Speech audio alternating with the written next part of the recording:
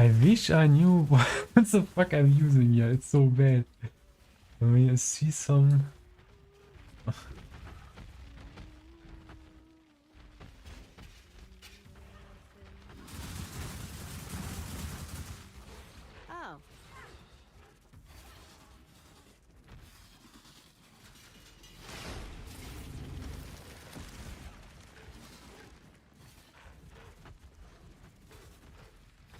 Oh. Let's see what this tower can really do.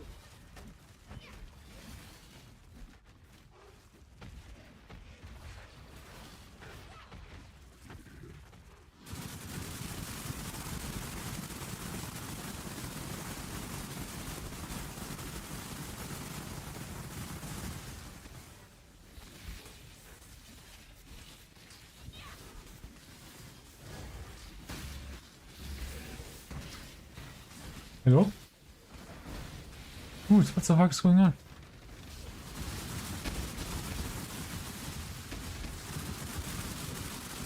Yeah, that's why I stopped playing this character, because they weren't doing anything sometimes.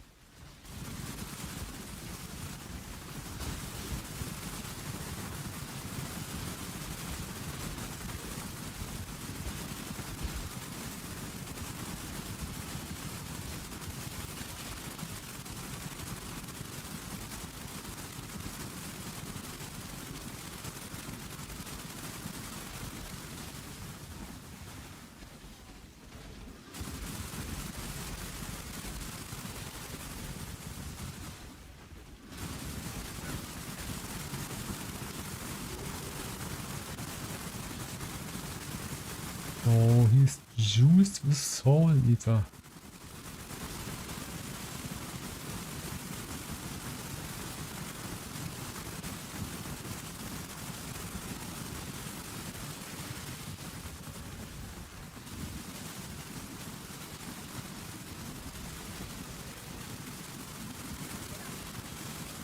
Wow. Oh my god.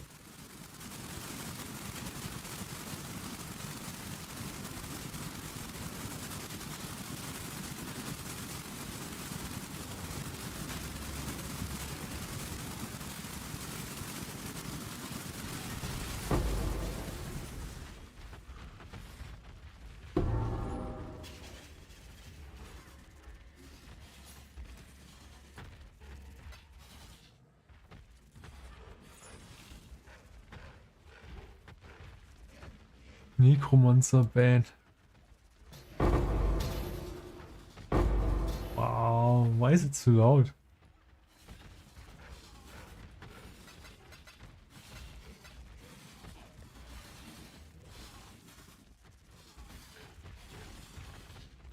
It's even, isn't even maxed. What?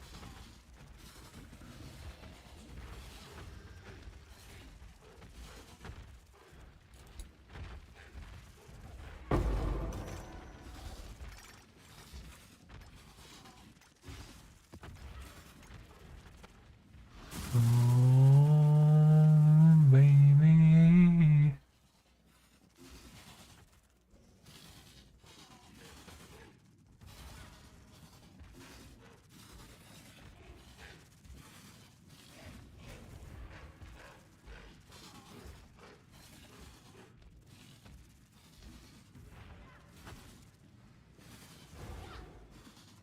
Ah, hier.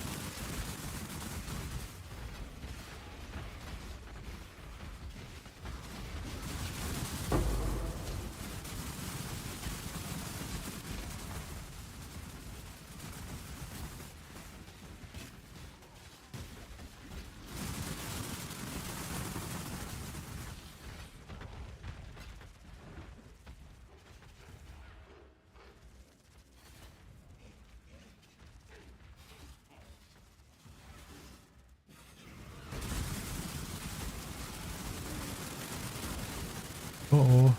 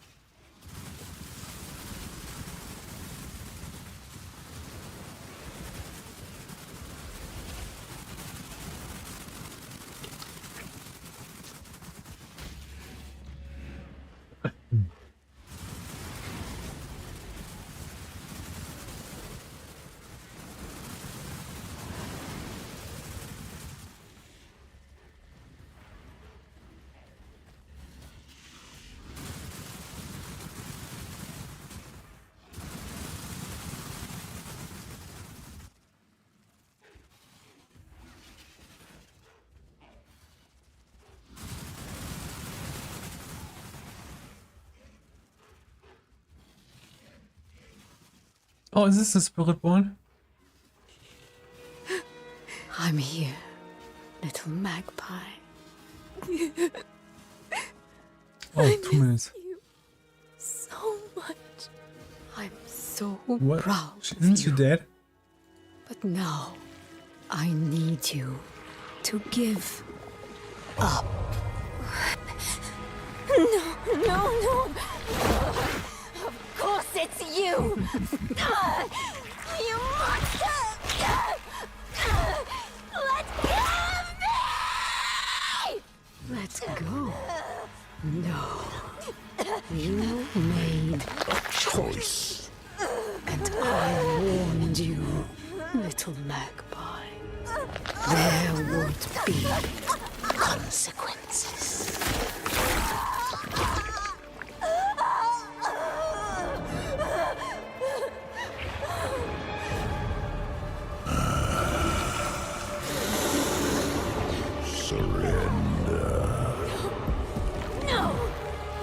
That trailer is so fucking good. I can't believe it. The stone. You But I already saw it. One moment. I need a banana. And buttermilk. Buttermilk. Wait, I also pause the singing song request.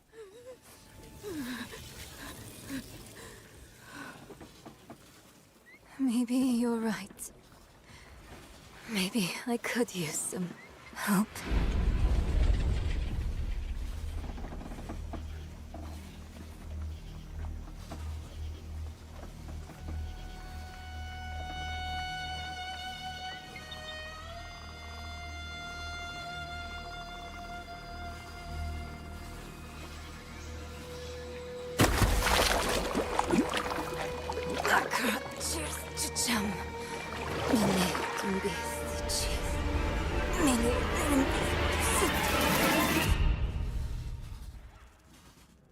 Hello Diablo community, I'm Adam Fletcher, Community Director for Diablo.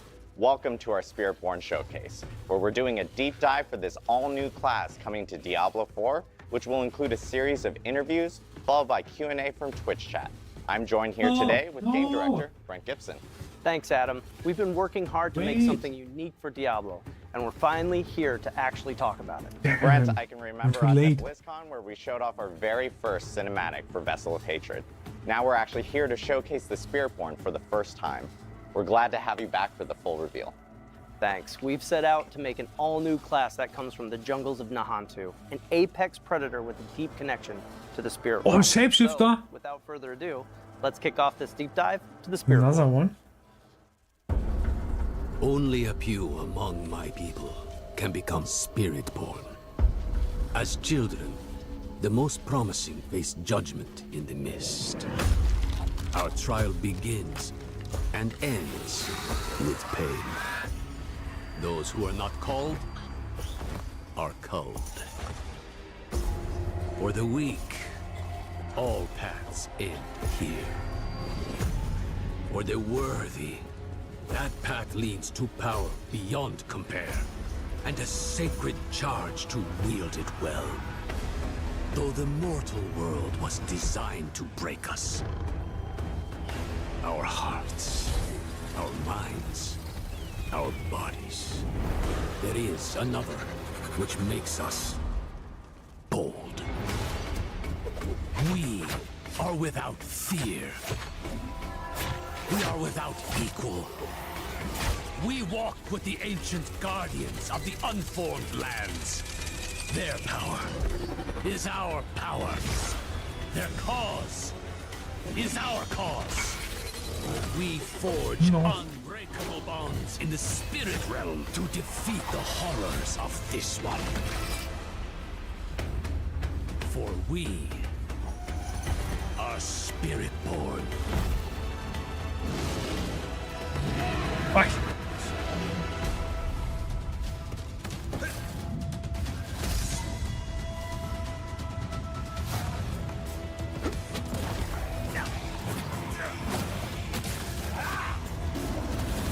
Ugh.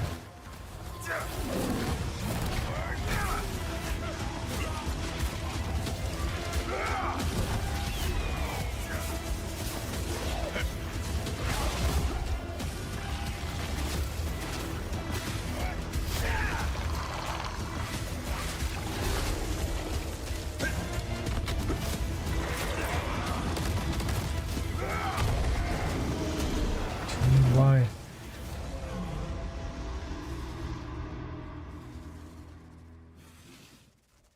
Wow, and there it is, the first look at the Spiritborn, the apex predator from the jungle.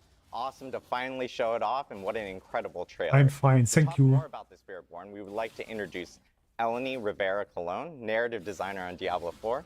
Welcome, Eleni.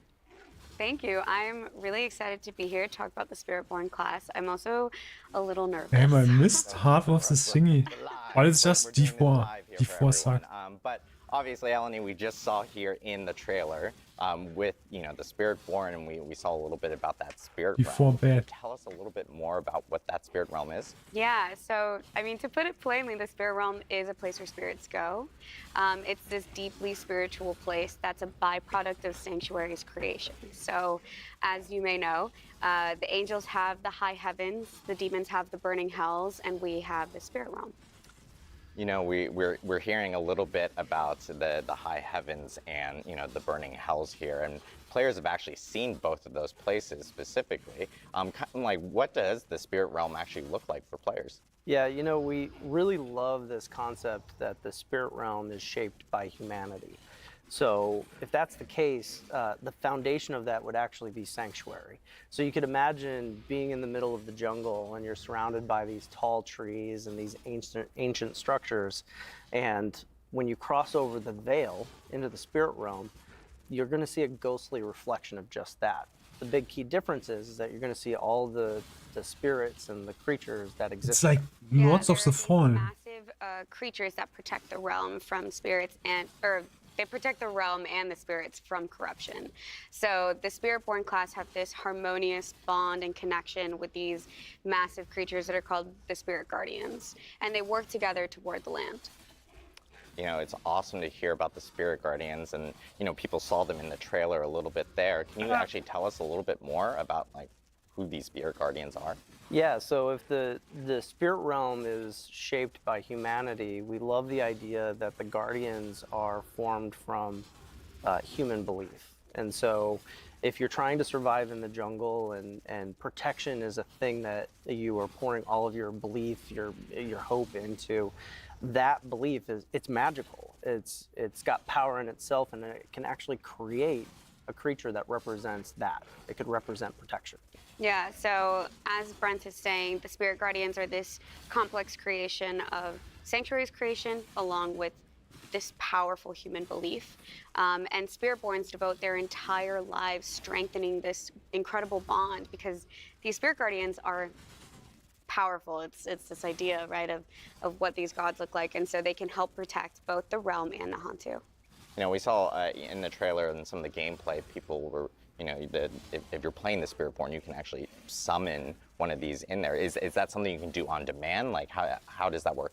Yeah, you know, very early on in concepting, we saw this one piece of a simple warrior raising their staff above their head and this massive spirit creature forming behind them. And that really became the lightning rod to a lot of thought-provoking ideas. I mean, we knew what we wanted to do mechanically with the class, but that image really solidified that the idea of summoning a god into battle was really cool. And that actually became the cornerstone for a lot of our development from then on out. Yeah, so talking about spirit guardians and summoning them, the Spiritborn class can summon 4 spirit guardians. The first one that I want to talk about is Razoka, and this guardian manifests in the form of a jaguar. So the belief of courage and ferocity, striking on the hunt, attacking a kill with no fear or reservations. The second one is Balazan, appearing as this massive centipede. The belief is balance Poison. and persistence. So although some people might see it as fear, it represents harmony and balance, so the give and take of life. And then we have Quatli. The manifestation of this is a majestic eagle, right? So to represent awareness and finesse, soaring above it all, having keen awareness of its surroundings, and acting with intent. And then the last one is Woomba. This guardian manifests in a powerful gorilla, so this beacon of protection and strength, and a movable force that holds its ground and sustains under pressure. So it's great because we've heard a little bit about the spirit realm. We've heard about these 4 awesome guardians. Can you tell us a little bit more about kind of the star of the show now, the Spiritborn itself? Yeah, so I think before we really dive in, I want to talk about Akarat, who's really important with the Spiritborn and the spirit realm. For those who don't know, Akarat is this prophet that believed in the human experience and that it gives us this unique power. We have this light within us. And that light gives us the ability to question and to doubt and to challenge. When Akarat made his way to his mother's homeland in Nahantu, he felt this strong otherworldly presence. And he would spend a lot of time with one of his apostles, Isavete, trying to uncover what this mystery was. What was this feeling when he got to the realm, or when he got to the land of Nahantu, until he eventually discovers this veil. And that's the veil between the spirit realm and sanctuary. And he realized that this was this untouched place from neither angels or demons. They had never really had any sort of influence there. So Akarat and his dedicant Isavete would spend a lot of time studying, and he would be the first person and living being to cross this veil. And then after Akarat died, his apostle would then take on the mantle and then found the Spiritborn traditions that we know today. You know, hearing about the Spiritborn, and of course, I'm sure this is a burning question from the community, but the Sanctuary has a long and storied history. Kind of where have the Spiritborn been throughout all of this? Exactly. Yeah, so for anybody who knows the lore of Diablo, this region is no stranger to Mephisto, right? So if you go back to Diablo 2 and you look at the story there, his original soul stone was imprisoned in this place. And its presence corrupted the Zacharan faith, it corrupted the region, and the Spiritborn remember this. And so over the course of what's been happening in D4, they've decided to stay at arm's length out of fear that history might repeat itself.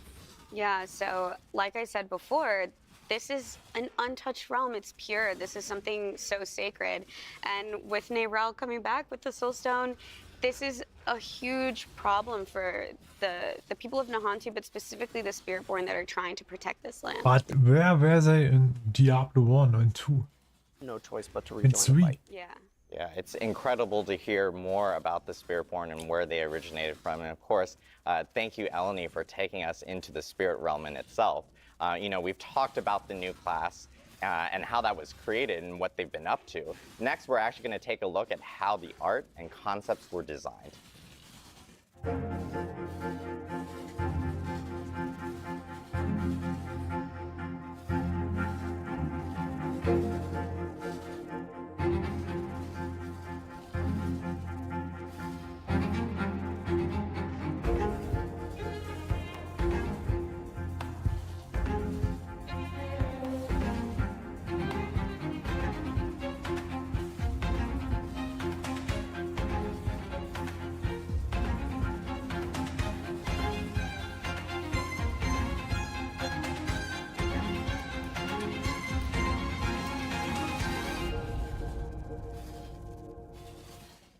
We are now joined by my blood brother, art director Nick Chilano, who is here to show us how the Spiritborn visually came to be.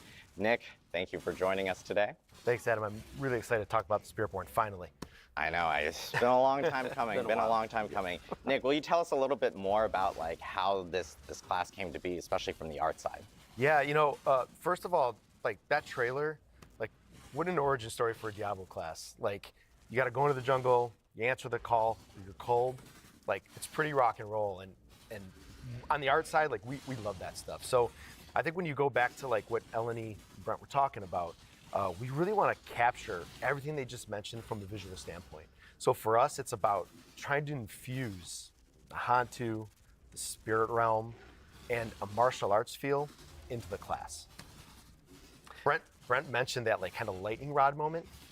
That's something that the art team really focuses on. When those moments happen, we really lock into that and start to do a lot of iteration. So like, you know, concept will start casting a really wide net. But when that happens, we really start to bring it in and we start to really do a lot of concepts around that so that we can kind of get that tagline that the team needs, which is like creating the living, breathing embodiment of the spirit realm. Yeah, and it's really, you know, after we get past that initial inspirational piece, we want to like drill down into finding that iconic piece. And so when you look at some of the imagery that we're showing today, you can see how we're taking that embodiment and we're bringing it into all of the iconic look of that character. We wanted a class that wouldn't necessarily wear armor to protect themselves, but rather become the guardian that they're all about. And so if you're into the Jaguar, you're wearing the Jaguar helm. Your markings are the spots and patterns that you would see on that creature. I don't know if I like this new class. It's really weird. A big part of that package. And then once we have that iconic look, we can actually roll it out to the rest of the team. Nah, I hate it. I hate it. Fuck you. Fuck you. I love Exile. Okay. How long? I need a countdown.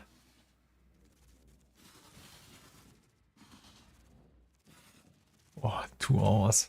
Almost. Okay. Let's continue. Did I receive another call?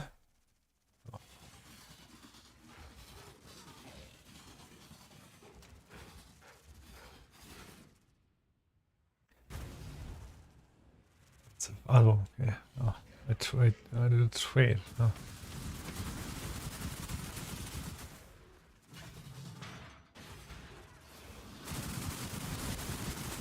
Nah, no, please don't hurt me. Ow.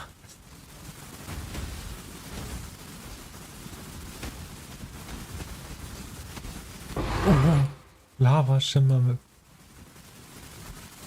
Ow.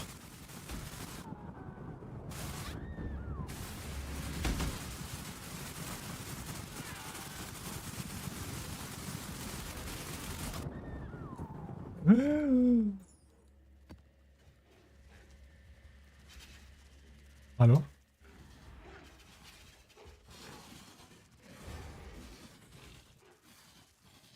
Oh.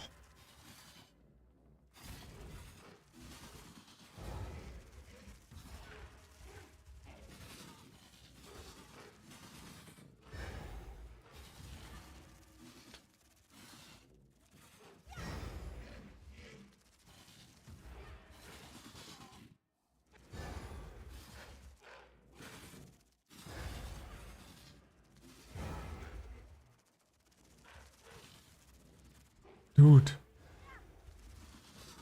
Wundersache.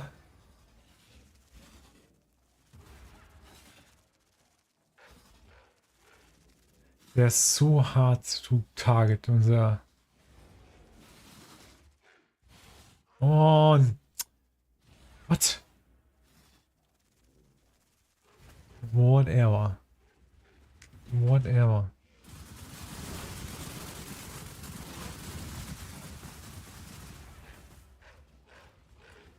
Okay, also it's doable, but I think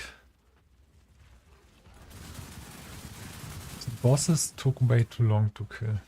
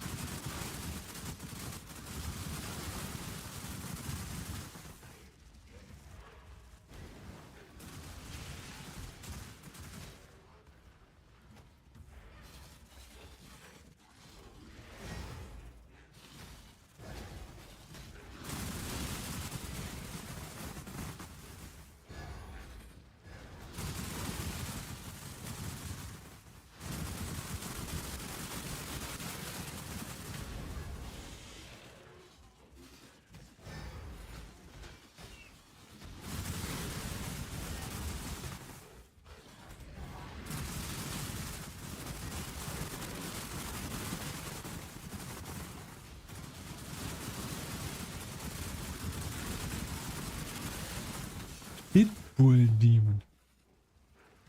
What the heck?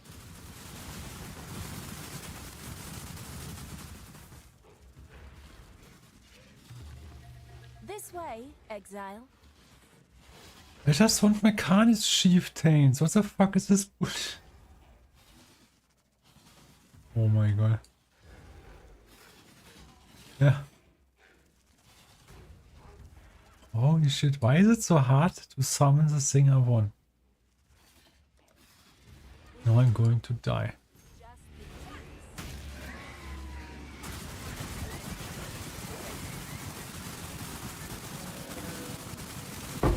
Wow, why is it so loud?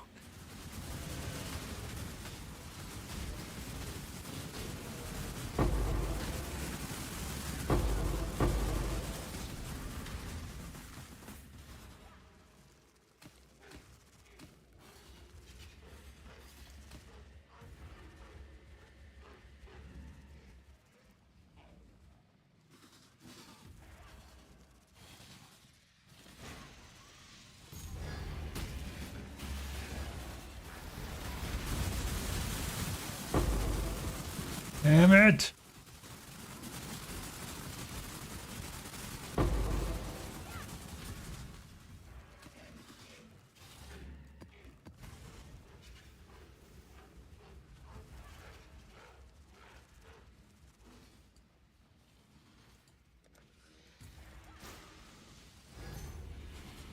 Huh?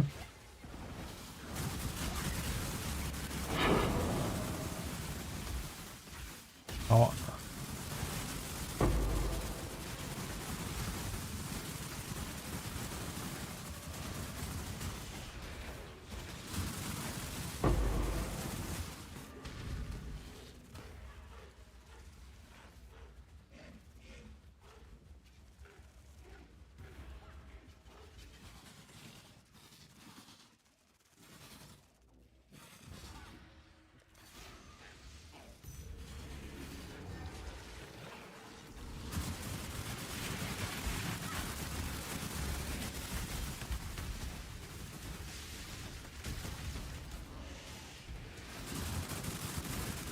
Oh, what the fuck?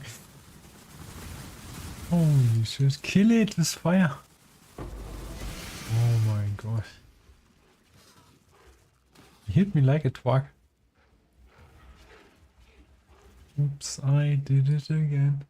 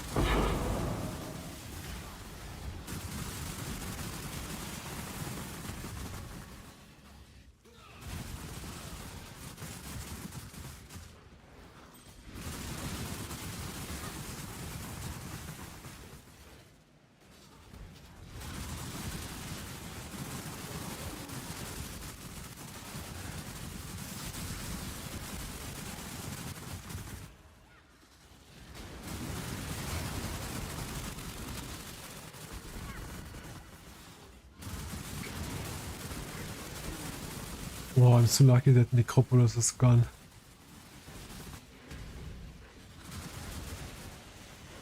That was really bad.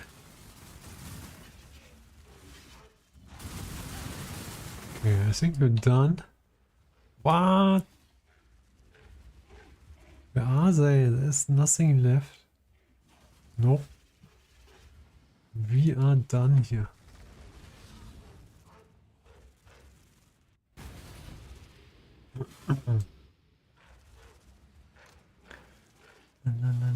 No. Wait, what?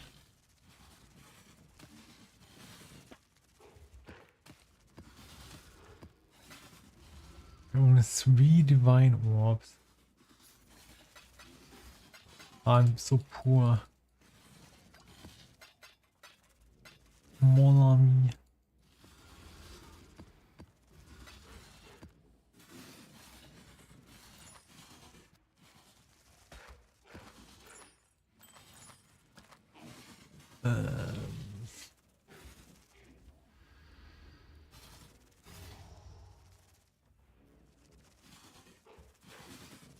Wow. What? It's only good, isn't it?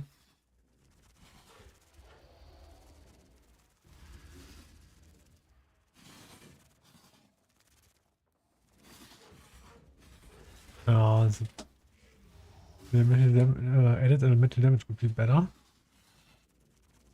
Right.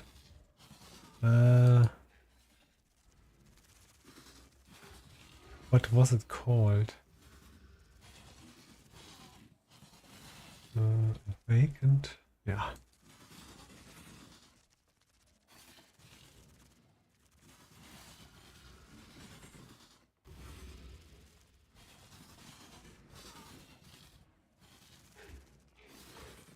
Four divine orbs. Cars off.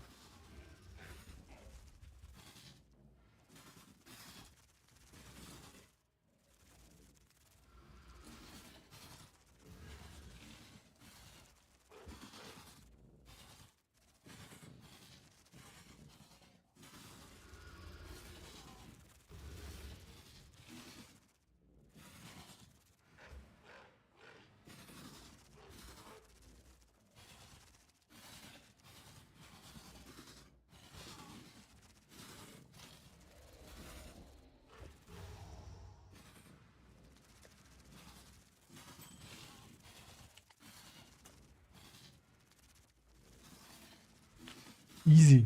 Easy 20 divine orbs. Let's go. Hail, Godslayer.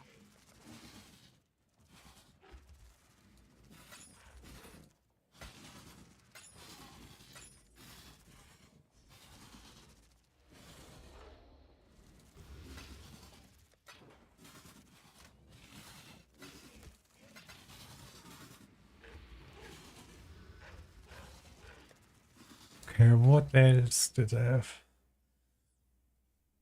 Yeah, this is Ballista Totem guy.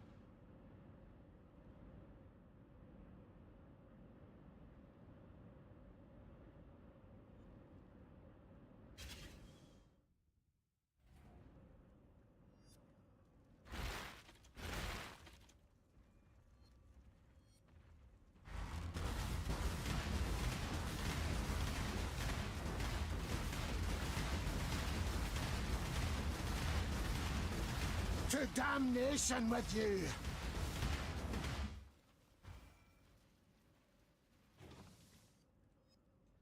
My mana is spent.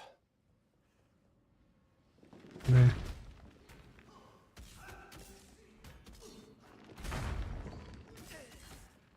Ah! Oh!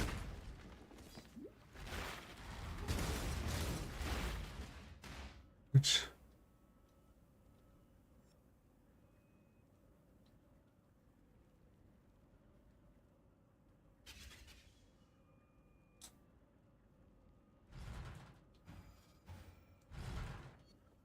Okay.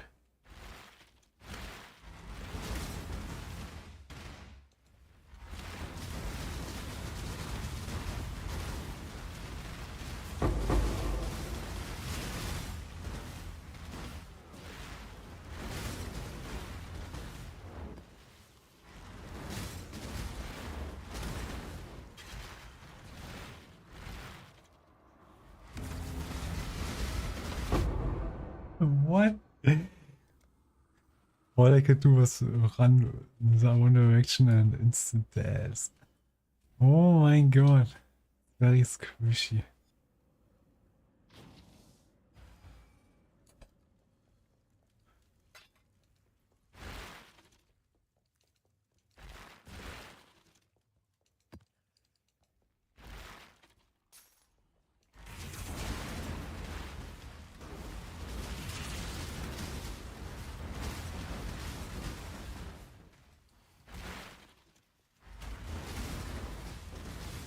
Come, pretty little rocks.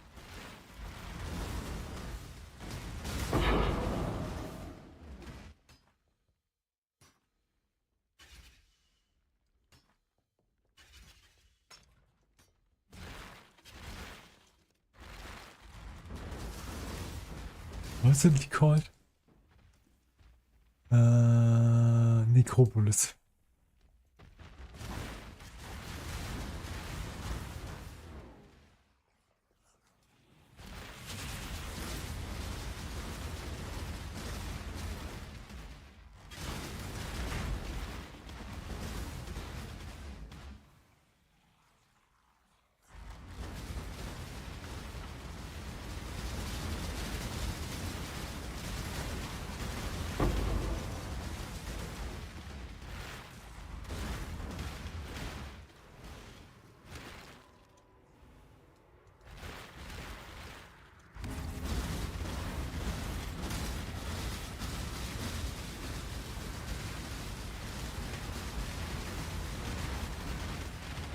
I did it. I defeated the ritual.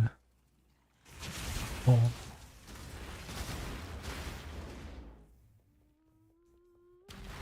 And the unrighteous were turned to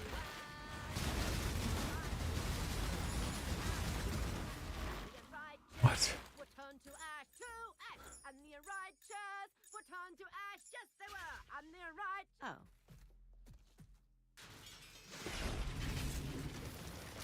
Two directions. Oh my god. What? See what this tower can really do.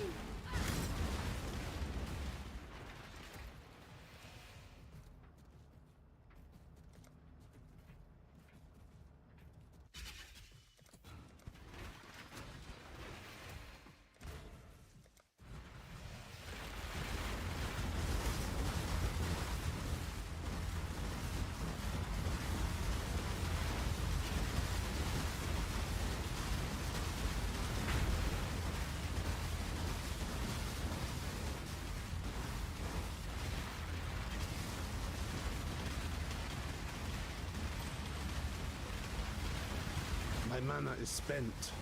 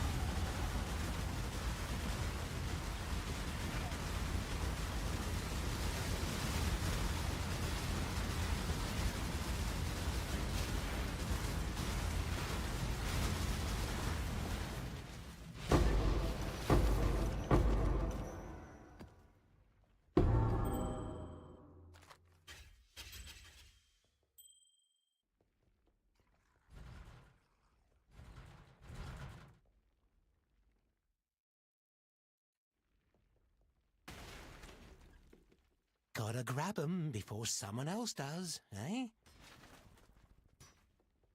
Naja.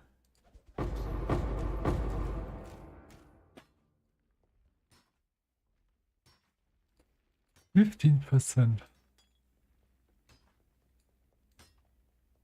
Try. Bye-bye, Exile.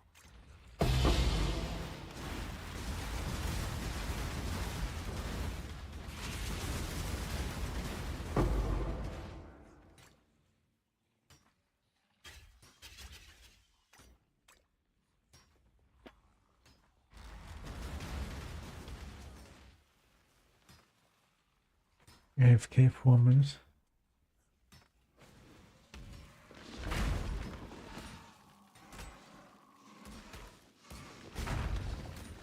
Oh no, what is going on? Stop it. Why will they never leave one alone?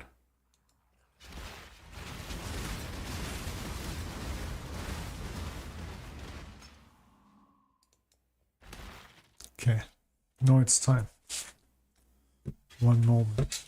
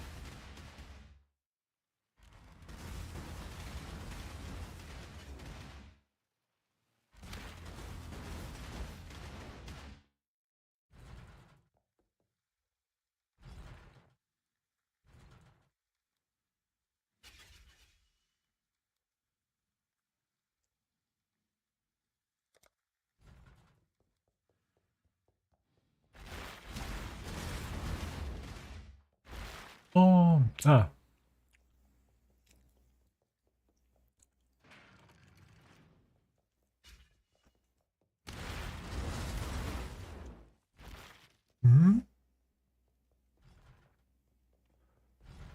Aha.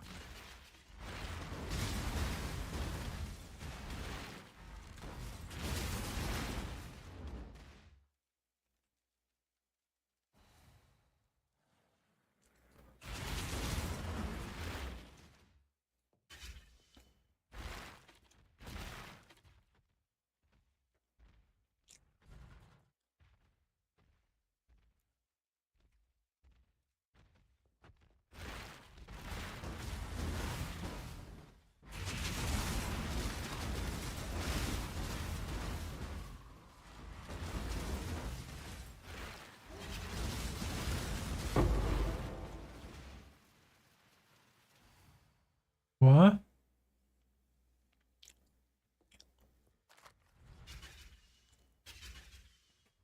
What the heck?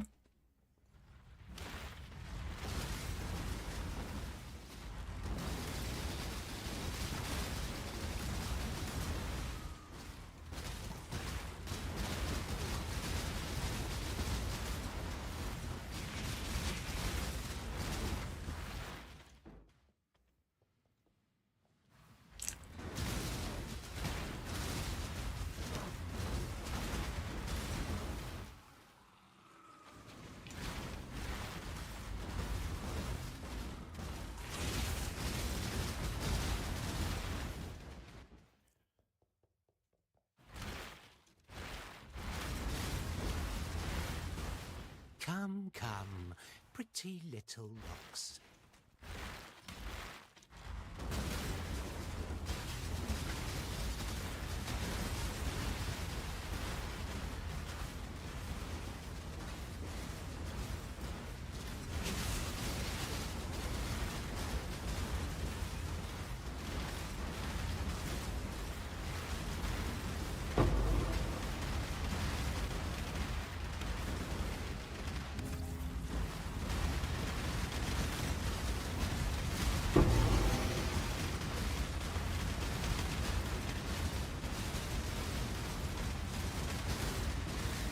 Oh, oh no, no, no. Oh my god.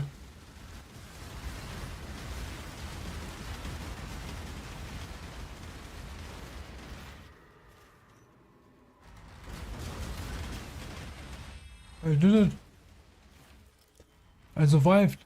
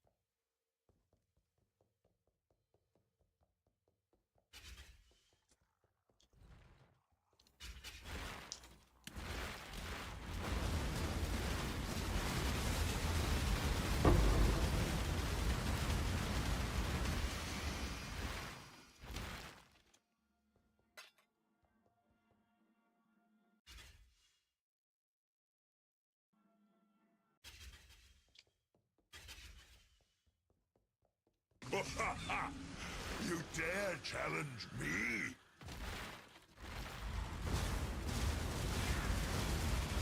Take no prisoners! No escape! Ghost flame! No escape! Death will find you!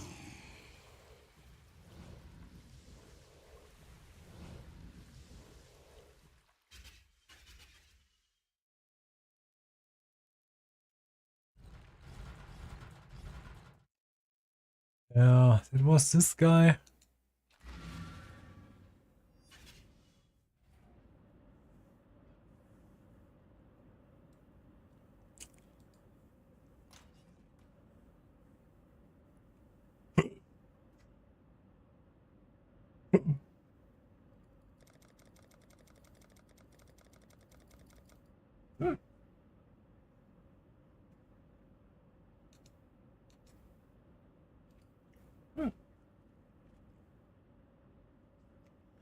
How do I create one of those? Oh, here. What is it called? Oh, Necropolis.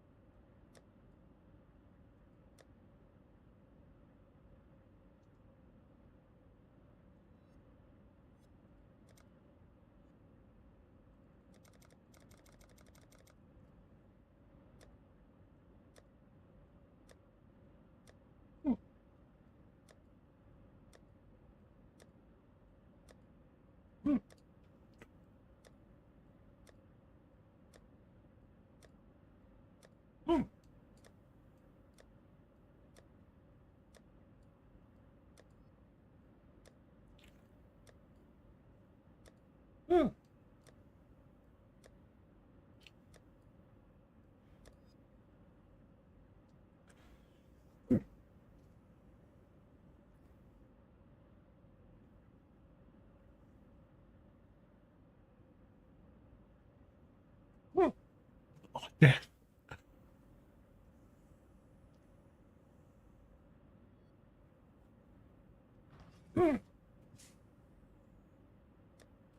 Yeah, it sucks. Let's go get out of there.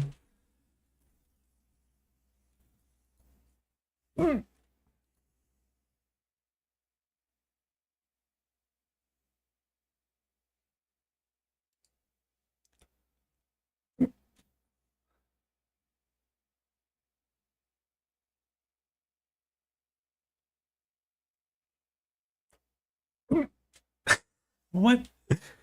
Oh my god.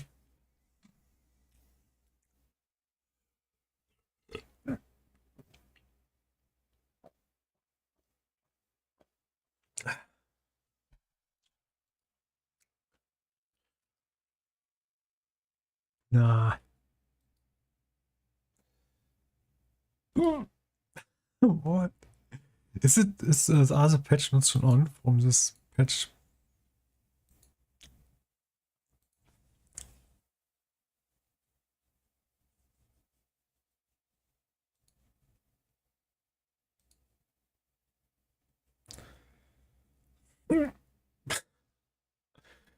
Oh my god.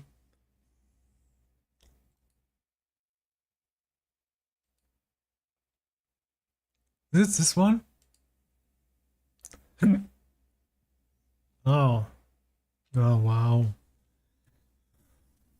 Supporter packs. Yay. Yay. Yeah, what can I do in the meantime? Very last epoch. But it's so bad.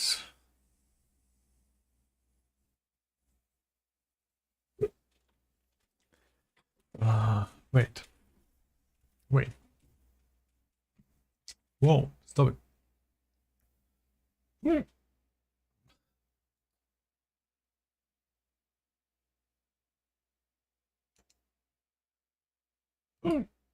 Uninstall?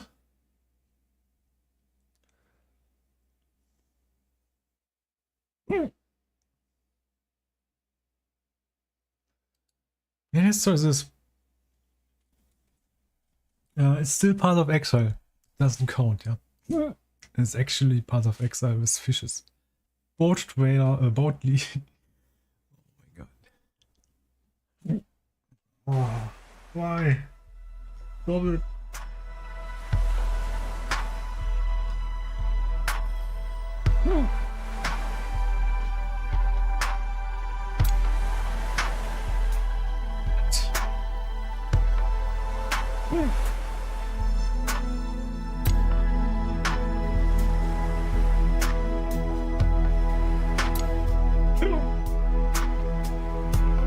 Is this too loud? It's very loud, isn't it?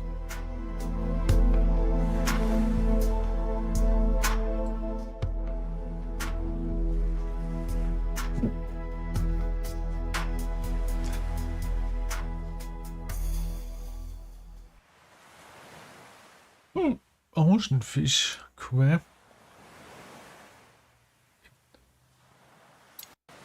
Yeah. Controls direction. Hold left click for dash.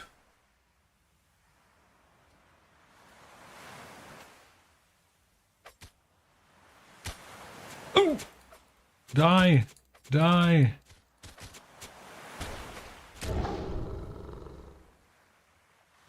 Strong and mighty.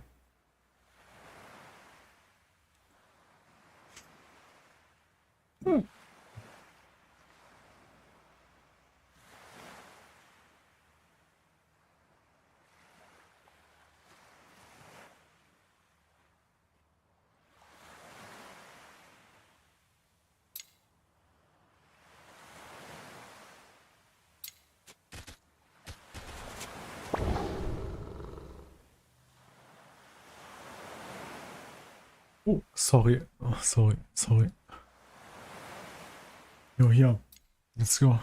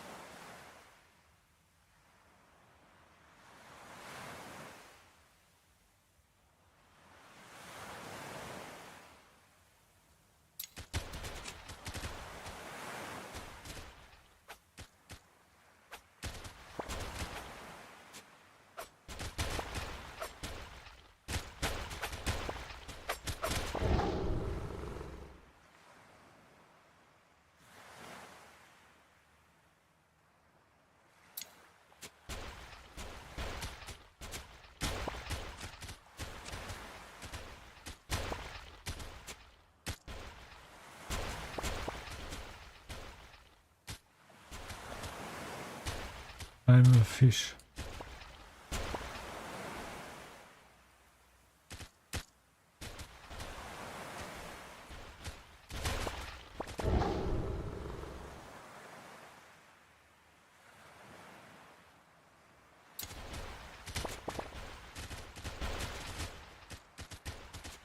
What's this? Yo, I got it.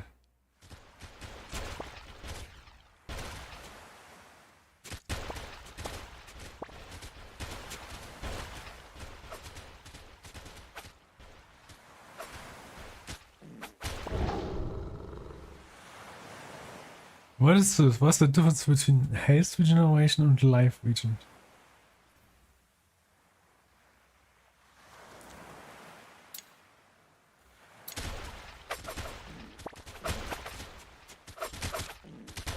Oh shit, that was a huge one.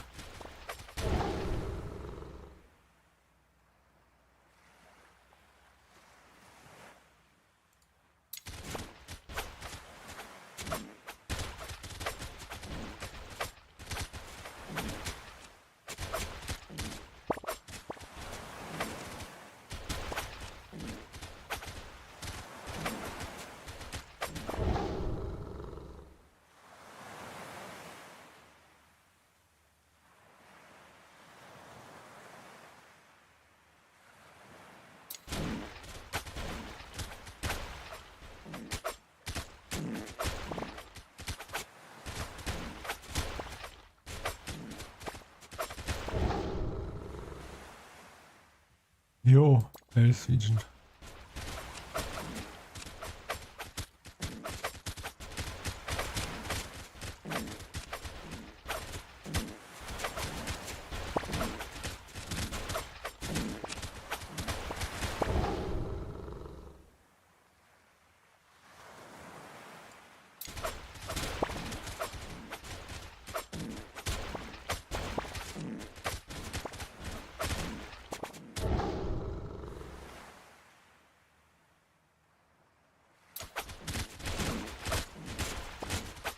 Oh my god, what happened? I don't know.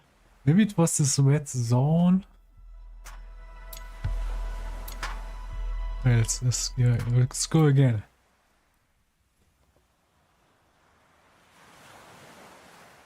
We go again.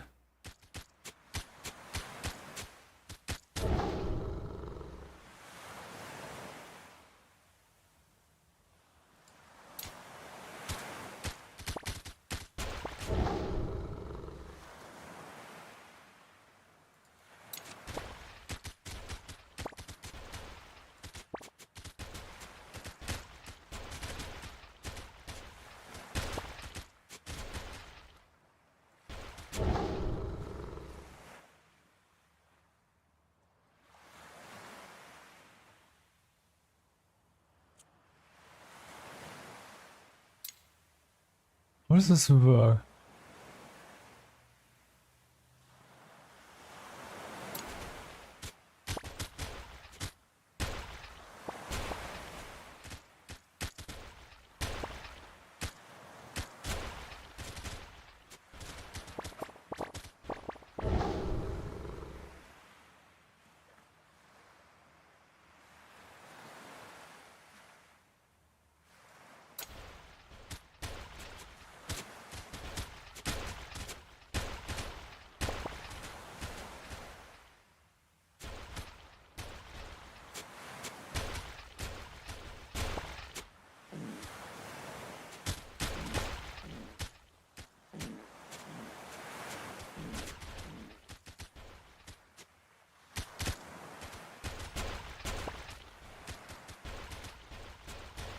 Humans.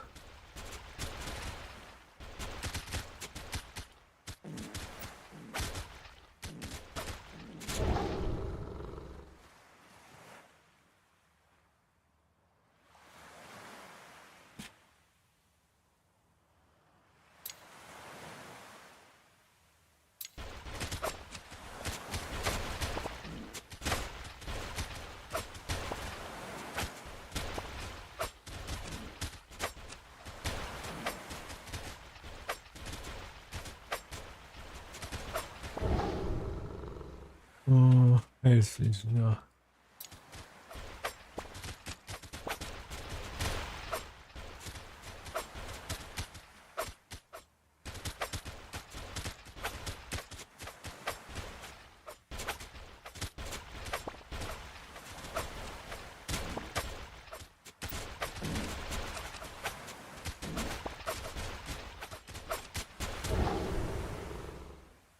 Oh.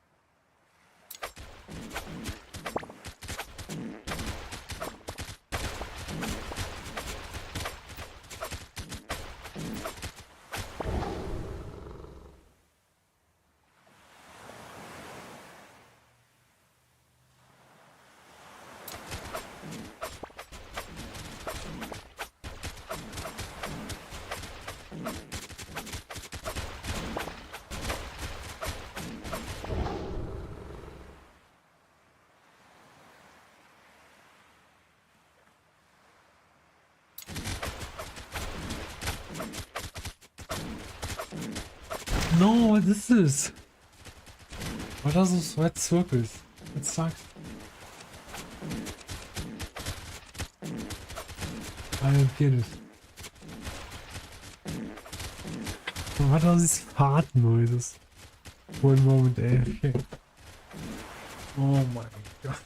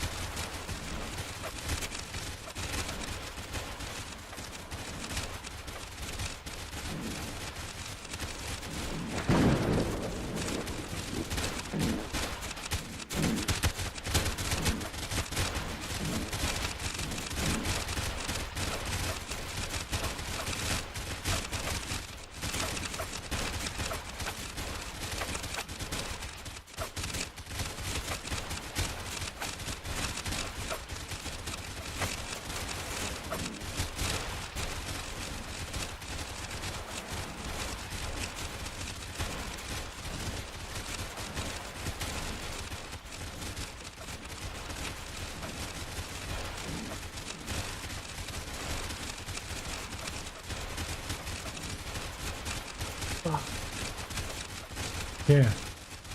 Character information. Can I somehow unlock other fishes? Oh Lord, this is on stream. It's okay, I guess. Character information.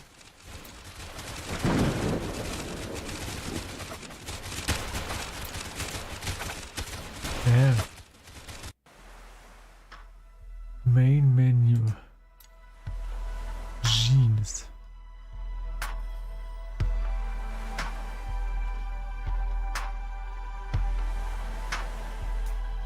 Credits?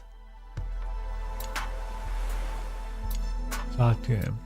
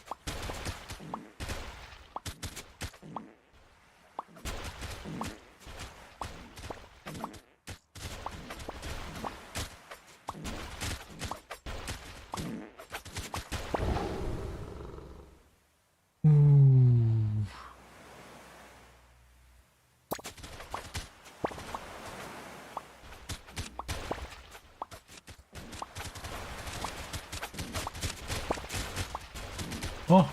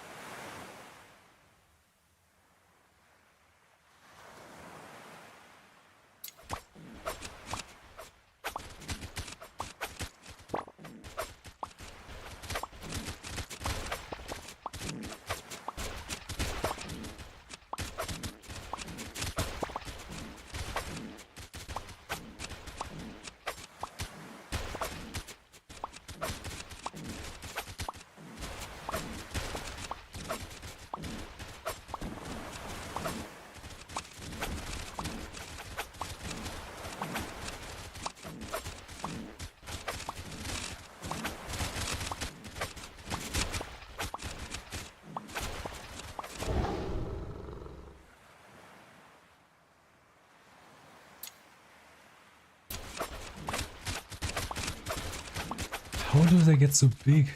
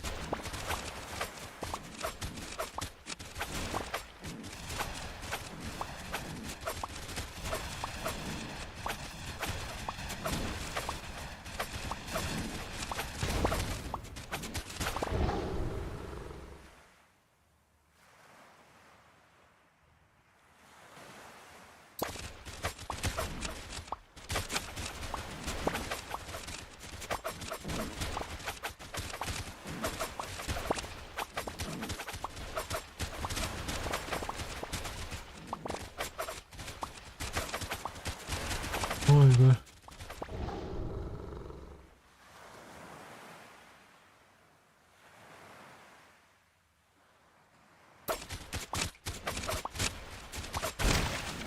What? He was stronger than me, Olga. I don't understand this game. Let's try again. Okay. One last time. I don't know.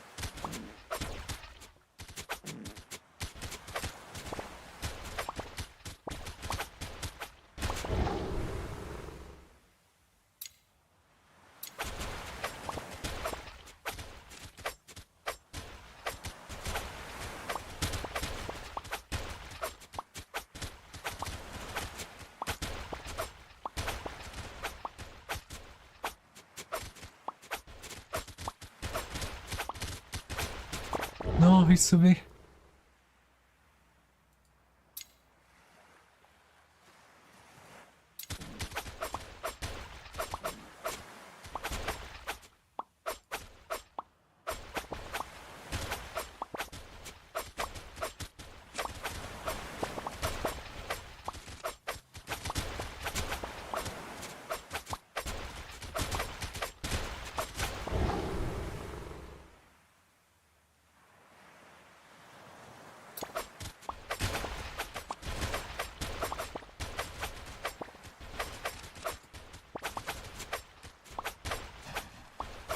Oh, he's shooting.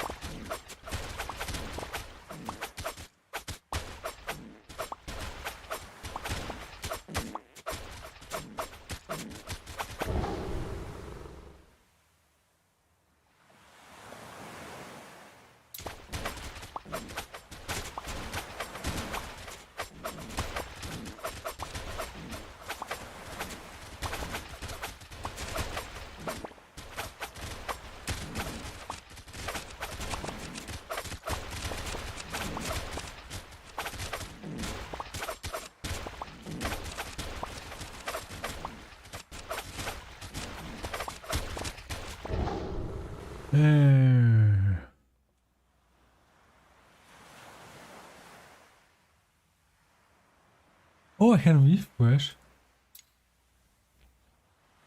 This is, I don't know.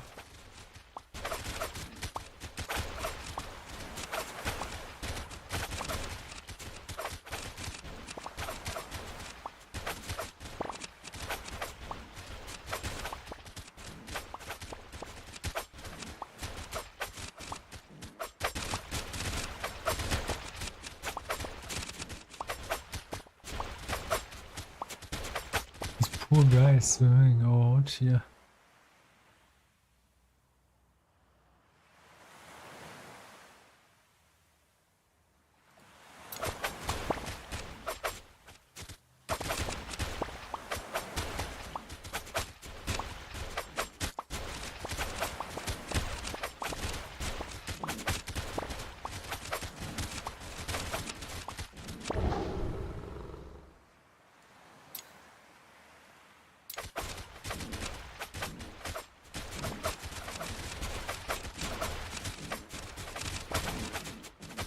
Oh. What the fuck was this? Holy shit. Okay, one more time. I don't know, why are they crawling so fast? I don't understand it. I want to be big too.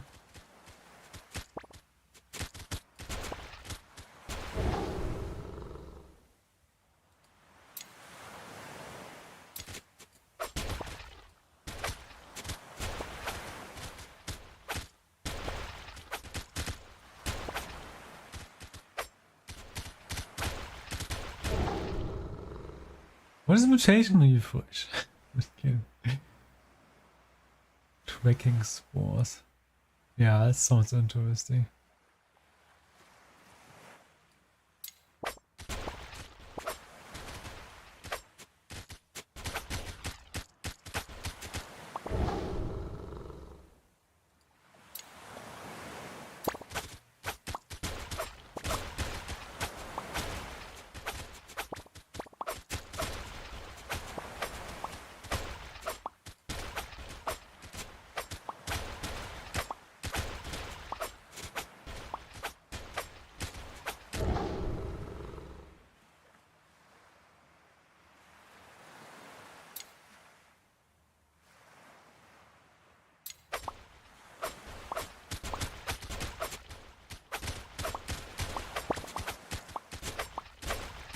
What's this?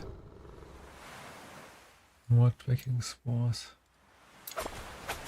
Yeah, we have three tracking spores. Maybe we should go full tracking spores.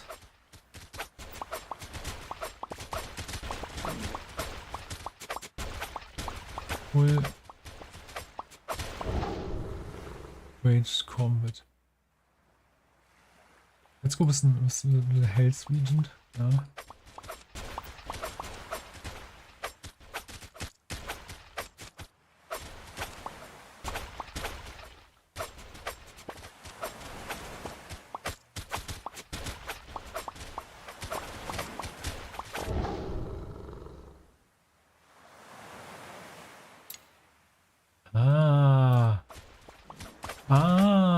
Okay.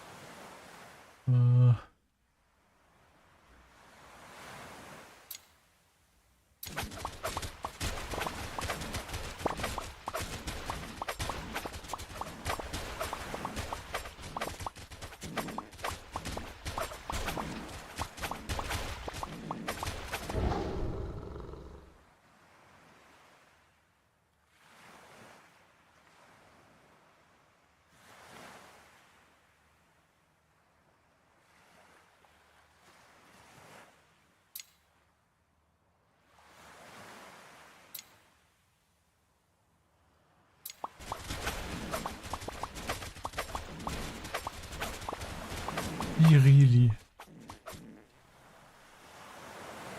Ja. It's Boat League.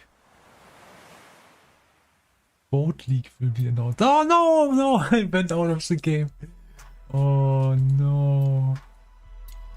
Okay, start again.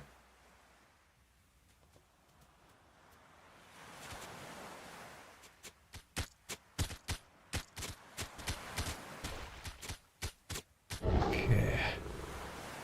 Tentacles this time, maybe?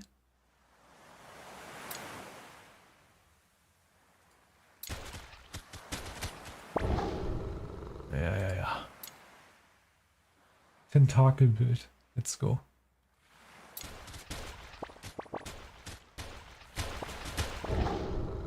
Ja.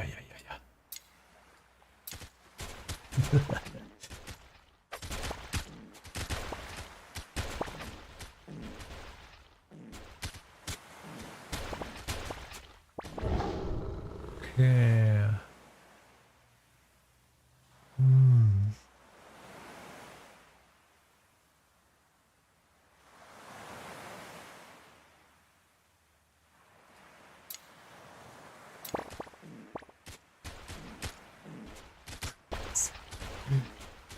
Slap him with the tentacle. Come on.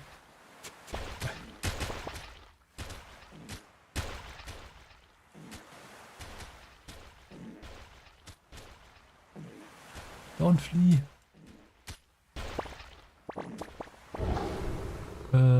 More tentacle power. Level 3 tentacle. Oh my god. Yes.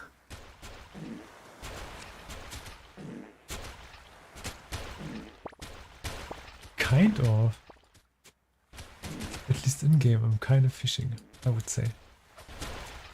No English.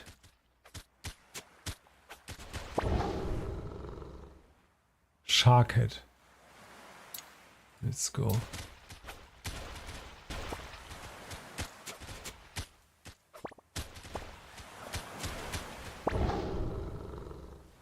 Health region is important. Let's go with health region.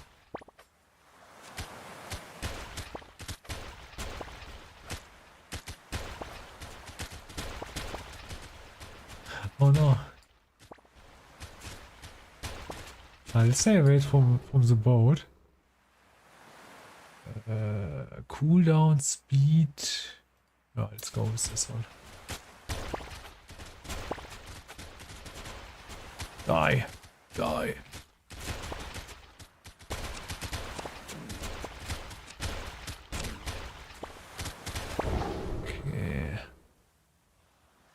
Original. Is a shell tag? Oh no. What is this? Oh, this has a shell tag. Yeah, I have one thingy with a shell tag. Let's go. I'm a shell build, no. Shell tentacle build is.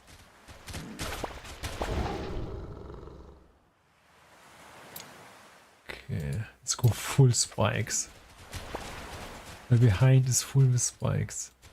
And in front full with tentacles. And the shark head. Oh no, he's too fast. Uh oh. Can I kill the boat?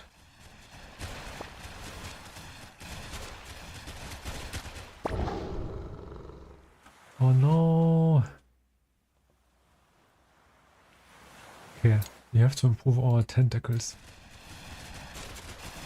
Oh, there's a huge one incoming.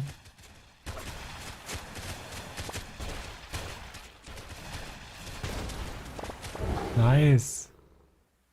Oh, shark head.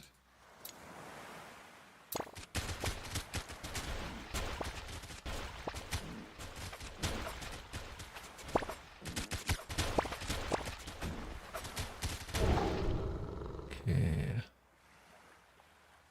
Stamina, yeah, that's really fresh. Okay, more spikes it is.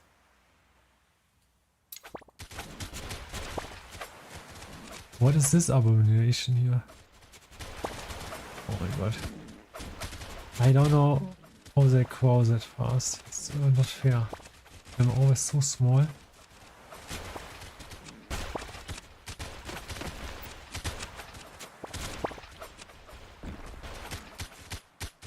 That's true. Cooldown, speed. Maybe cooldown? I don't know how it does.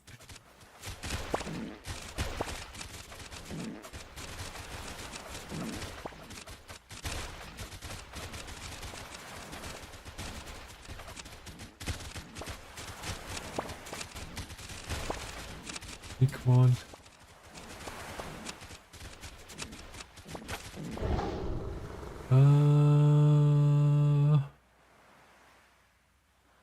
Let's increase the spikes.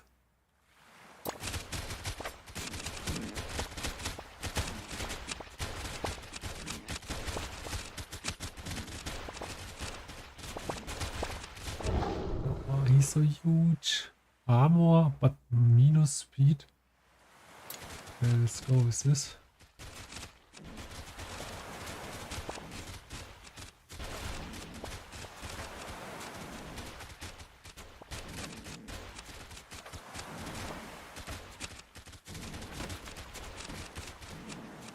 Oh no, he's gone. The snake. This one dude is following me. Can we kill the boat?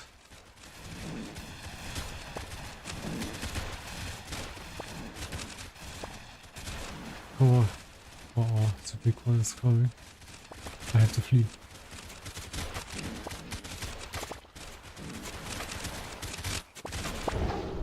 Okay.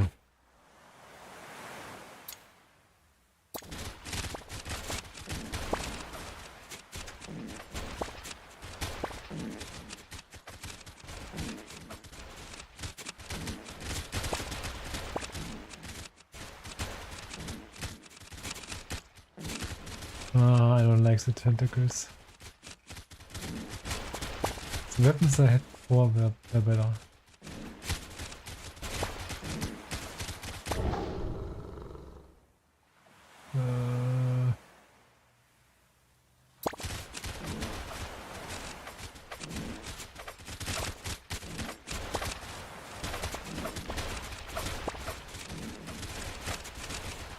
Is he stronger than me?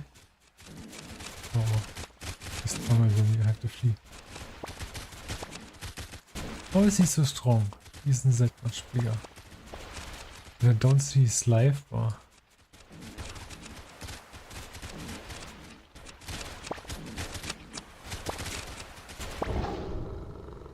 Okay.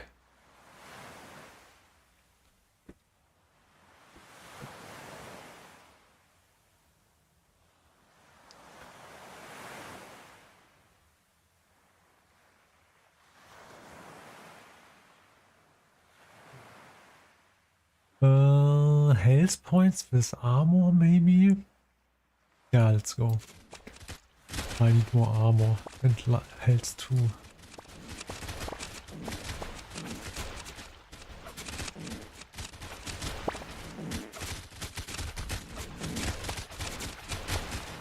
Uh-oh. I think these red areas are dangerous. So.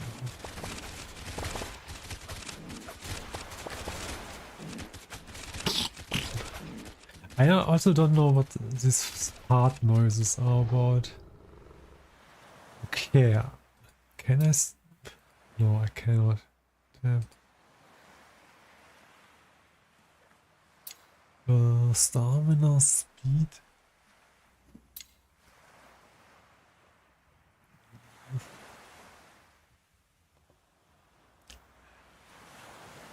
Let's go with this one.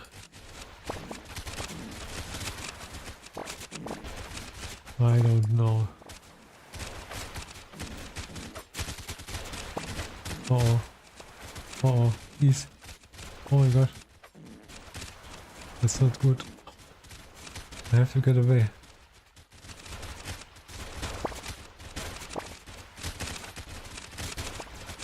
Uh-oh.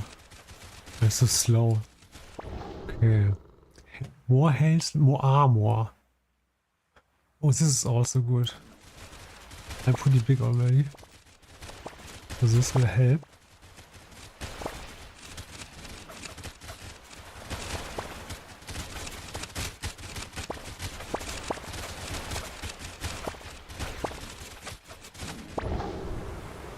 Physical damage.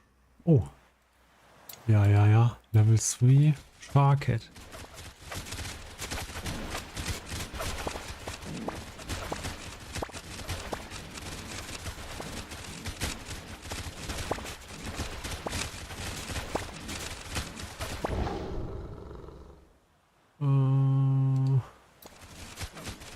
Can I kill him? Ja, ja. Oh.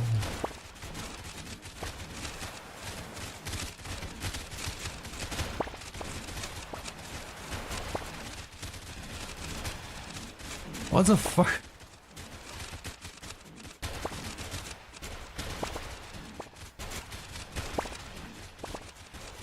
This one was too big for me.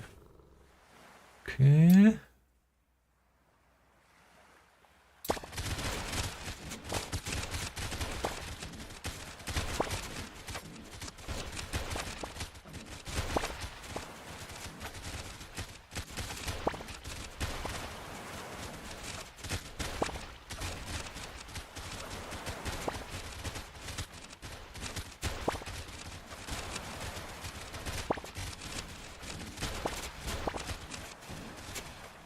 Oh, countdown. Let's try and see what you can do. Nice.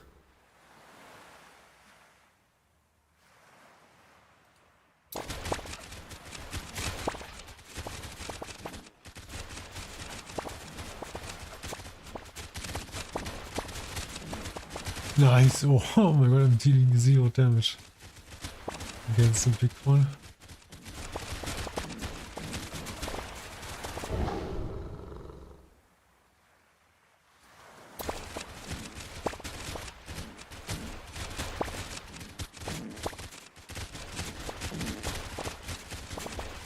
Oh no, big birds. Oh no, I'm in the red circle. Ah, what? What the fuck?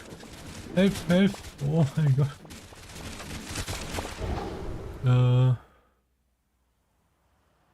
Yeah, let's get this one.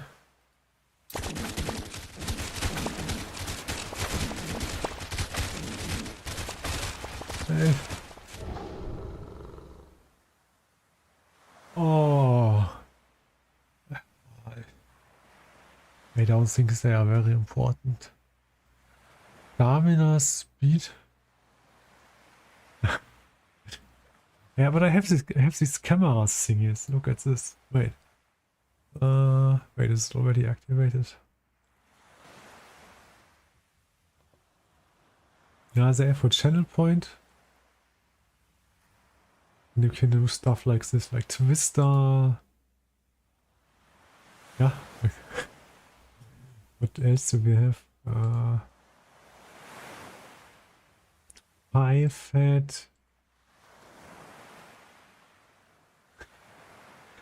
Or... Well, this one is also nice. Crybaby.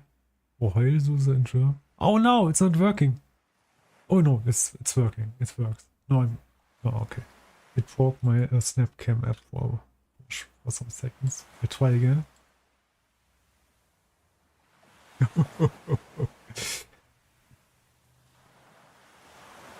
Okay, this one.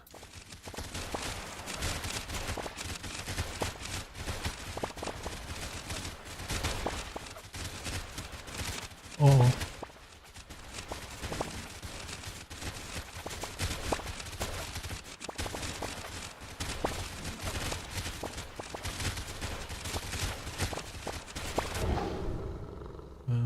Speed, life, region.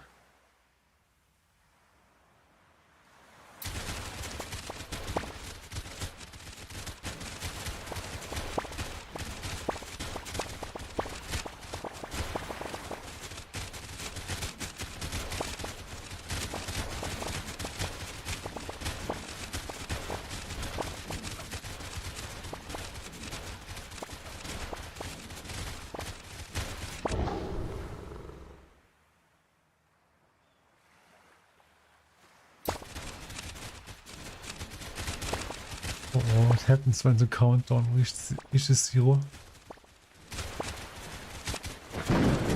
Boss fight. Game over.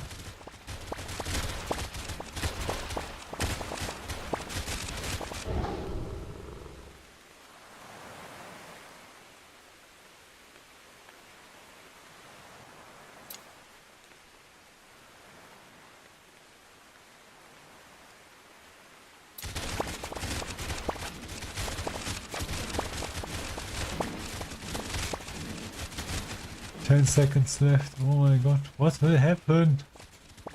No one knows.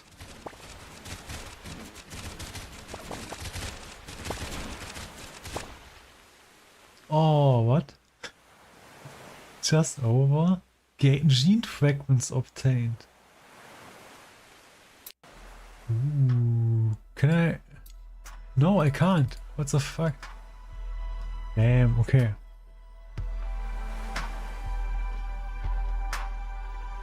"17 minutes. Oh, I don't know. I mean, it's a game. It's a game. What's this? Update. Halls of Torment. Death must die.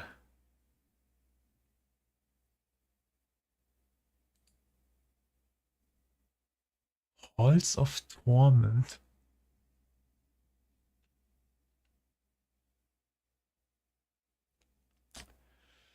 Let's see what this is about. Oh wait, oh, okay.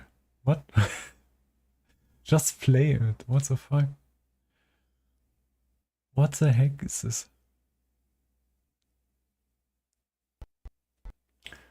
"16 minutes. Wait, can I already?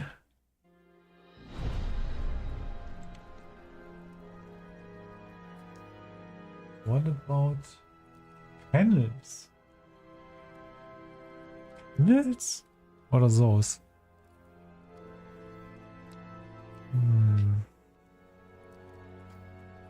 Where is it? Wait, it's live. Path of Exile stream. Path of Exile. Nothing is happening here. Wait, let me Google panels. Dictionary.cc Panels.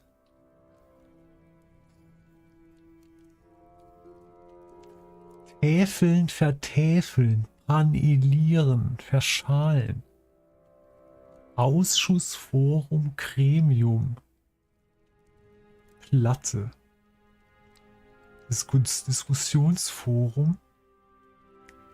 I don't know. Konsole. I don't no, I don't need panels, I think. Panels seem to be very weird. Okay. Halls of Torment. Wait, what happened to Halls of Torment? What? Ah! Help. Oh, what is this? Okay. I'm saved. I did it. Quit? What does this mean? Okay. I did the right thing. Okay, we have shield main. Shield main? It looks like a paladin or something. Exterminator. Ooh, warlock. Let's go. I'm a warlock. I don't know, what am I... What is going on? Item stash. Oh, but I'm already equipped with stuff, so let's go out and fight for the right to party.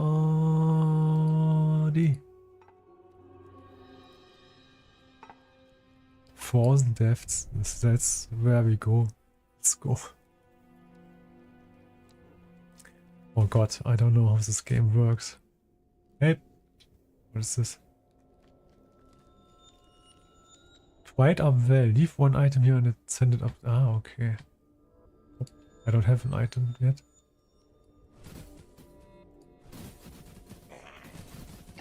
Oh no! Help! Yeah, I'm pretty strong already. Pick-up range. I like pick-up range.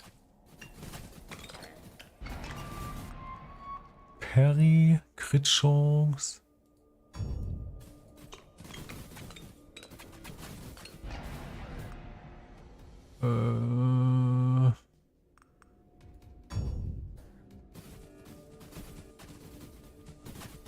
Aua. Autschi.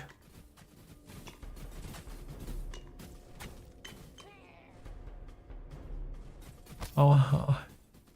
I need this. It's important. What's the boss? Oh my god.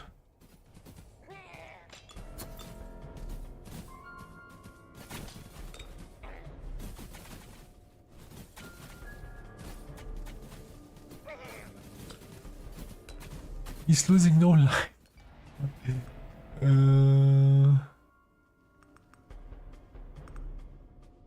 Crit Bonus.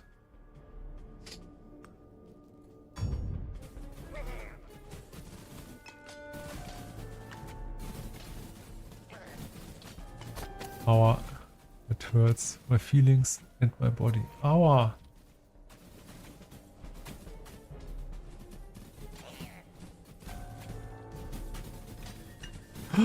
It's bad. Oh my god, this was bad. Oh my god, oh, it's so bad. Okay.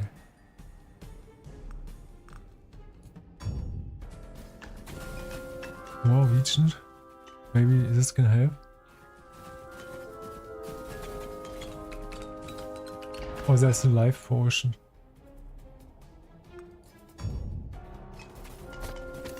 Oh, that's bad. It's really bad. I'm dead. I'm so dead. Oh my god. I'm so. Oh. Why is it so hard? Why is it so hard in here? Oh my god. Please go away. These purple thingies there, they are very strong. I don't know what it is. Seems to be some kind of ability from the boss. I need to run away. What was this? Wait, can I? Oh yeah. Oh my god. I destroyed it. Shit, they killed me!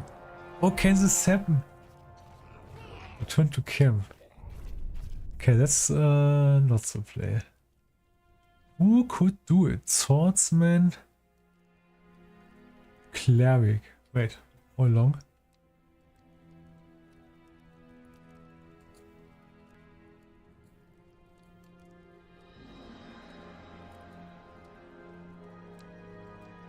Oh, 10 minutes, let's go.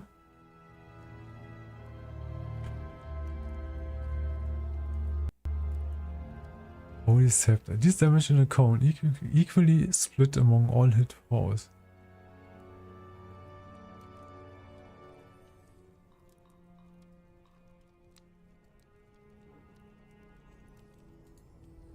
Let's go with this guy.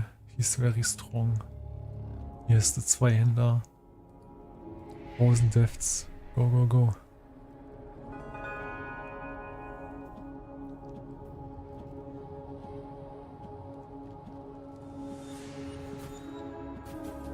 Oh no. Why are they so strong?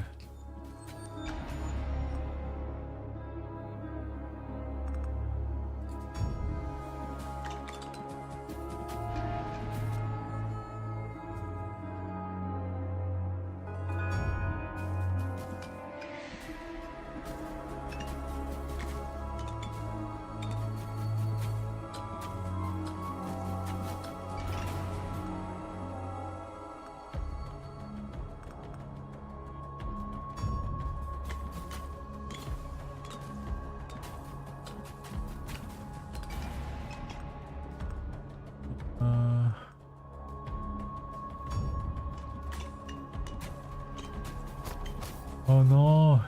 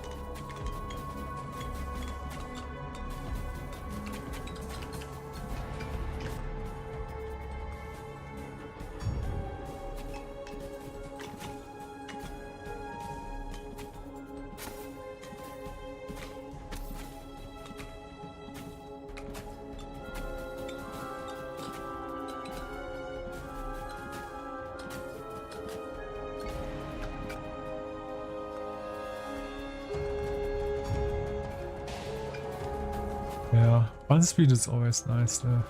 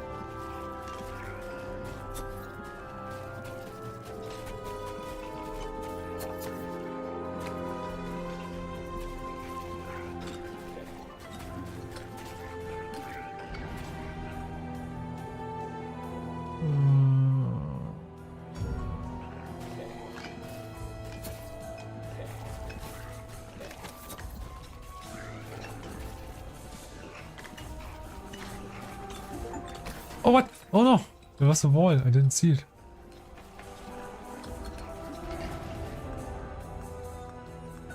Attack speed.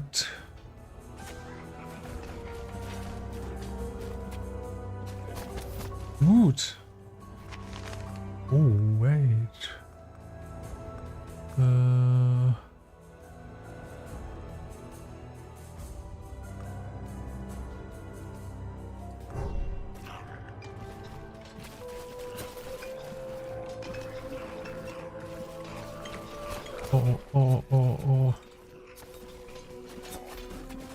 Die.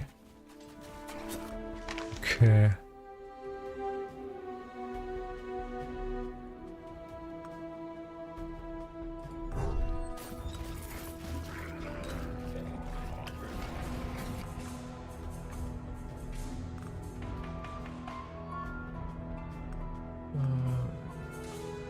Let's take defense.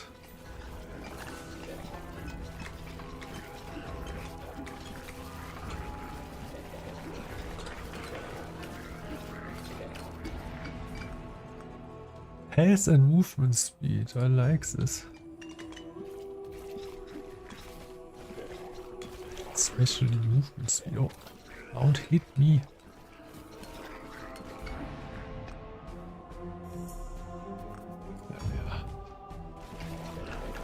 More deeps, more damage. That's my main weapon, yeah.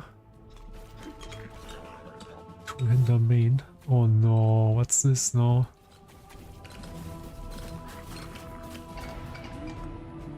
Okay, 10 defense. Yeah, this might be good. Defense cannot be overrated, or what does that say? Oh, multi-strike.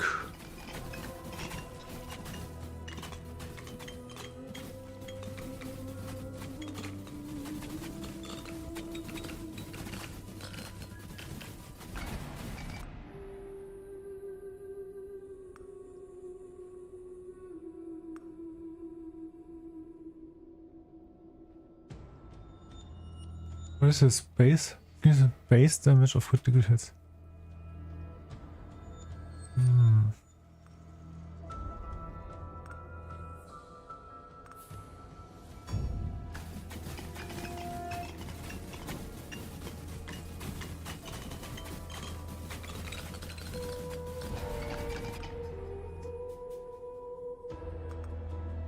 That sounds really good.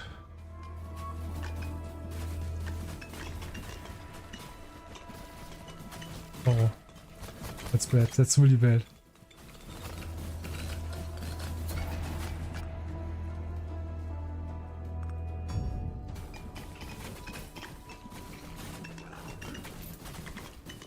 What the fuck?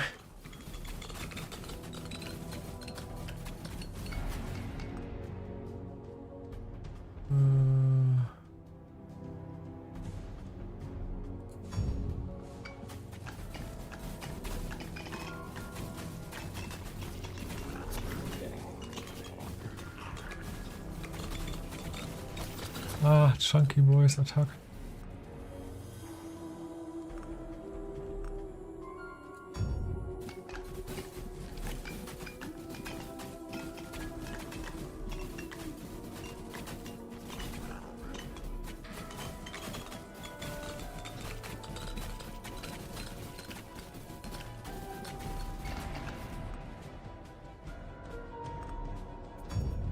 Even more damage.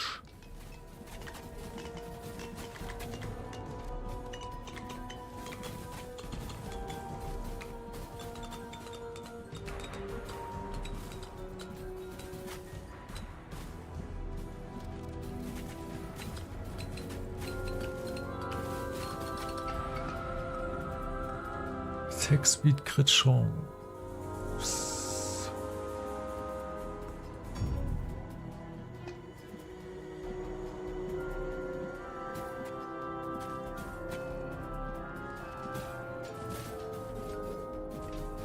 Oh, sehr dangerous. Nicht wie laut, oh mein Gott. Oh, sehr. It's also bad news.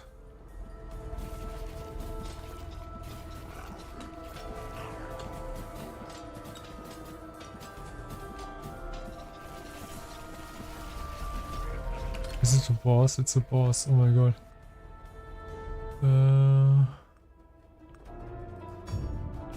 More range.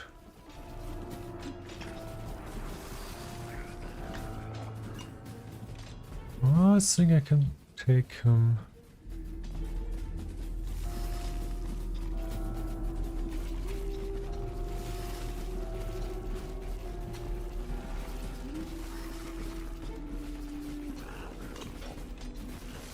Hi, I'm Chris Wilson from Grinding Gear Games. No! Welcome to GGG Live. Today, we're going to show you an exclusive reveal of Path of Exile Settlers of Helgor, which launches next week on July 26th. Twitch drops are enabled on today's livestream, so make sure you follow the instructions below in order to claim your Corsair back attachment. In today's stream, we will take you on a deep dive into the new Settlers of Helgor Challenge League. We'll cover the league mechanics, its new and revised crafting systems, a new trade market system for currency, some sweeping balance improvements including 2 Ascendancy class changes, endgame improvements, some further additions to the campaign, and live features. We'll then talk about our console native port releases and the features that come alongside them. Finally, we'll show you our new supporter packs, ending with a live Q&A session where Ziggy D will ask Path of Exile's game director Mark your questions from Twitch chat. After the live stream, we'll drop the full patch notes. I'll hand over to Mark now to introduce the new league. We've really innovated with the content in this league, and I'm really excited to see what everyone thinks. So let's just get right into it with the trailer for Path of Exile, Settlers of Helgor. Oh, good.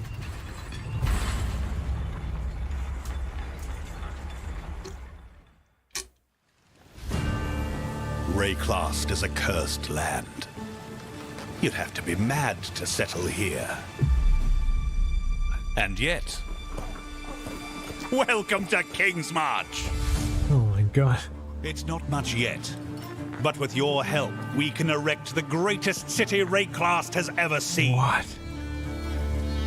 We'll need resources and savvy planning.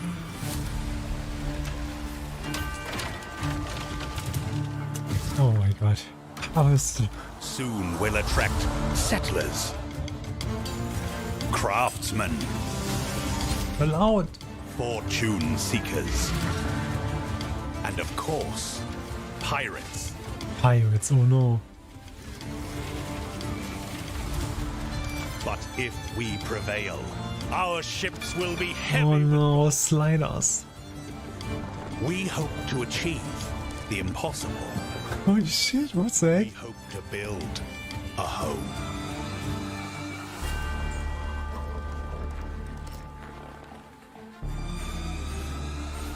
Wait. He's back with gold? Ooh. What? No, yeah, don't you walk. Oh my god.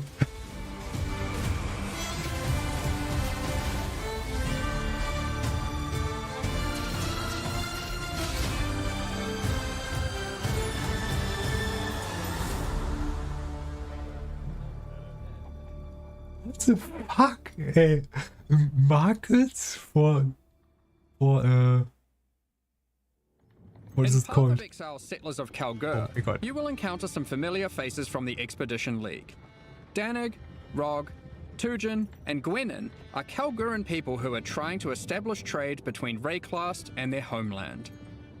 They have recruited many curious characters from Rayclast, including some you may recognize, but are also seeking help of a powerful exile, like yourself. You will first encounter Johan, the King's Hand and Lion Eye's Watch. He's there recruiting workers, traders, and exiles. Johan, under the command of the King of Kalgur, has been sent here to build a new city called King's March, which intends to become the hub of commerce between Rayclast and Kalgur. Soon, he will bring you to the planned site for King's March, which you'll notice has humble beginnings as just a tavern in a field. But with your help, it won't stay like this for long. What's a It Kalgur? takes a lot to build a town. The Kalgurans will ask you to seek out resources that can be used to begin construction. On your adventures, you might find minerals such as crimson iron, which are veins of iron that have been overrun with corruption, spawning dangerous foes when you approach. Or perhaps orichalcum, which you will have to liberate from the demons worshipping it. Petrified amber attracts mindless, blighted enemies, while bismuth has a strong affinity to the elements and causes the area to become unstable. If you're lucky, you might find vericium, a material as valuable as it is dangerous, and guarded by very powerful foes. Once you defeat these monsters, the deposit will automatically be tagged for mining. But first, we need to get someone to do the hard labor. This is of course a trade expedition and nothing is free. Miners, along with other workers that the Kalgurans have hired, must be paid in Gold. cold hard gold, which you'll notice is now dropping throughout Rayclast. You will have control about who gets hired into your enterprise. Once you have accumulated some gold, head to the town and talk to the recruiter, Rauf. He's been busy tracking down hardy folk across Rayclast who are looking for work. You'll notice each person has their specialties and a wage cost. It'll be up to you to hire and fire as you please. Over the course of the League, you'll be searching for your perfect employees for each job. Once you have them, you'll have to keep them paid, safe, and alive, which we'll get into later. Here we have a prospect who has a specialty in mining. We'll start with that so we can begin to retrieve some of those resources we were talking about earlier. Let's go find some ore and put our miner to use. Oh, we've found a vein of orichalcum ore. It's guarded by dangerous demons worshipping a strange shrine. The shrine buffs the demons, giving them power, but once you defeat them, you can seize that power for yourself. After that, we can tag the ore, and our mining specialist will get to work. Soon, we encounter a few more deposits, each with a different dangerous encounter. After you have tagged the mineral veins, your miners will get to work collecting resources in real time. They might take a while, but will continue whether you are logged in or not. The Oh work my can god, be spent by no. hiring more or It's better like a miners, mobile game. and by upgrading the mining station back in King's March to equip them with advanced pickaxes. Oh shit. Alright, some time has passed and our miners have been able to get the resources back to town. We've also managed to collect some more gold too. We can now upgrade the town and build new structures. There's plenty of options, we just need to decide where to start. I think we'll start with the tavern, the beating heart of King's March. It can be upgraded instantly to improve the recruiter's prospects. and you can find various important NPCs relaxing here. Next, we'll upgrade our mining station. You can upgrade this to improve the efficiency of your miners and allocate our newly hired workers to mining. You will eventually need a smelter, where you can send your ore to turn into more valuable bars. Then we have the Disenchanter, where you can bring your magic, rare, or unique items to be added to a queue to be disenchanted over time. The items will be broken down into thaumaturgic dust, a new resource used for crafting and shipping. We'll get more into that later. And of course, a town needs food. You could invest in farming, where you can select crops to grow and harvest. But don't worry, you won't be manually watering anything. Ah, the wonders of delegation. With all these resources piling up, there will be excess that we can spend. Let's talk about rewards in Settlers of Kalgur. Eventually you can build a harbour and establish shipping routes between a number of different Kalguran and Karui ports for trade. You'll be able to pile your acquired resources onto these ships and send them to a port of your choosing, where your traders will haggle for the best deals. Each port will return specific rewards based on what you send them. They accept all types of resources, but will have a preferred type that they'll currently pay more for. And you'll want to get onto this, because eventually you could be bringing in shipments like this. Oh. This. Holy shit. Or even this. Oh my god, what? Eh? Today, we're going to trade with Kalgur. You'll notice that as we send more resources, this risk meter creeps up. Much like the dangers on the shores of Wrecklast, there are dangers out at sea. Monsters, pirates, environmental hazards. You'll want to try keep your shipments safe. You can do this by hiring workers that specialize in shipping. The more of them you add to the ship, the less risk there will be. Like this gentleman, who's famous for fending off even the most dangerous of pirates. Now let's get that shipment going, and we'll continue exploring Wrecklast while we wait for its return. This is the first Path of Exile League that experiments with true, real-time mechanics. You can send out shipments, go and have lunch, and come back to your rewards. Many mechanics in the League work this way, so you'll always have some ongoing project or outcome to look forward to. When your shipment has returned, or met its demise, you'll get notified, and at your leisure you can return to the town to collect your rewards. Our shipment returned safely, so let's go see what we got. Ooh, they've sent us a unique item alongside our rewards, perhaps hoping to secure us as a loyal customer for the future. Aside from shipping, the Kalgurans are big on their technology. They have hired Isla, a familiar face from the Heist League. She is an engineer who the Kalgurans have employed for a very exciting purpose. You're not the only one who understands how profitable running maps can be. Once at endgame, Isla can help you build a series of Kalguran modified map devices. You can then put a queue of maps into them. If you've hired a few skilled Atlas runners, they will put themselves to work running those maps for you one after another. Look, more delegation. Once again, you'll be notified when the rewards are ready to be collected. You can put lots of maps in the queue, so don't feel obliged to go back there all the time. Be careful though. The difficulty of the map impacts the risk of your workers perishing. Try to pick your best workers, or perhaps just ones you don't like. Consider the difficulty too. Sometimes it's better to just run it yourself. You'll see there are many benefits to having a whole-ass town at your fingertips. Let's talk about crafting services. You should definitely consider building a runesmithing table. This is operated by Danik himself, using powerful Kalguran blacksmithing arts. He can engrave runic magic onto your weapons using runes. There are many rune types and combinations to choose from, and you can unlock new crafts that can be applied to your weapons as enchantments. Our design intention here is to take powerful effects you would usually only find on unique items, like this modifier, which you might recognize from Doom Fletcher's Prism. Danig can apply it to your two-hand maces. There are over 100 different special crafting outcomes, ranging from ones very easily applied to very difficult. The rune types can be acquired through trade with Kalgur, or defeating powerful bosses. The Kalguran tech benefits don't end there. We're also bringing back a formerly overpowered crowd favorite, Recombination. Isla is trying to master this. She just needs you to help her with getting resources. The system isn't as strong as it used to be, but it still allows you to combine two items together, hoping to get the best modifiers of each onto a single item.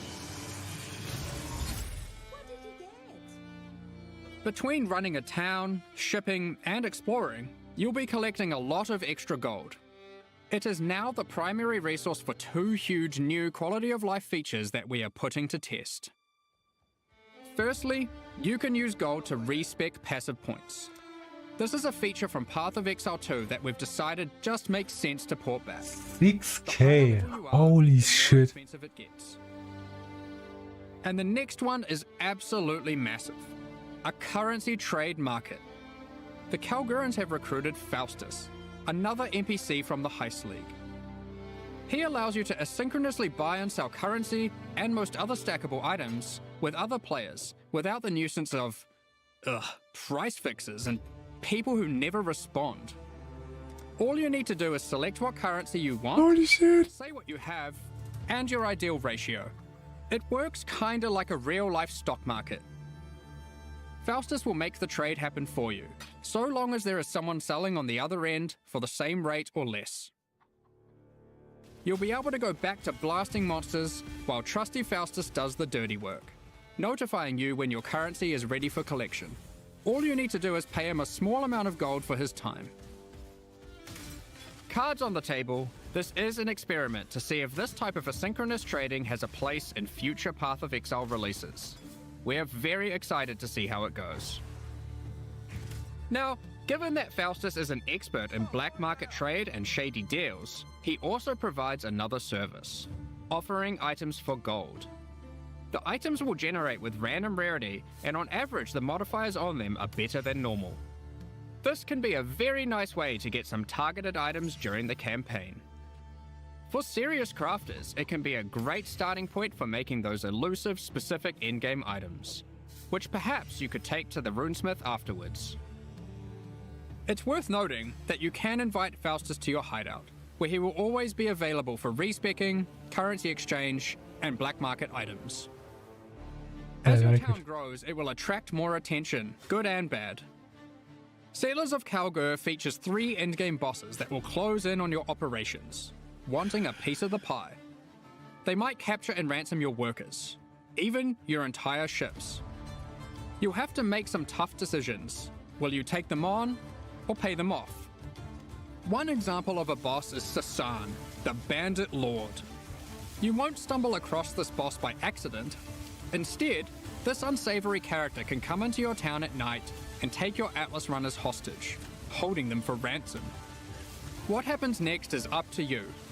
Perhaps you'll refuse to negotiate with bandits, leading to a fight to defeat Sasan and rescue your workers. If you're not up for the heroics, you might simply pay the ransom in gold. Or perhaps these workers were especially disappointing, and you'll just leave them for dead in true Ray class fashion. They knew what they were signing up for, right?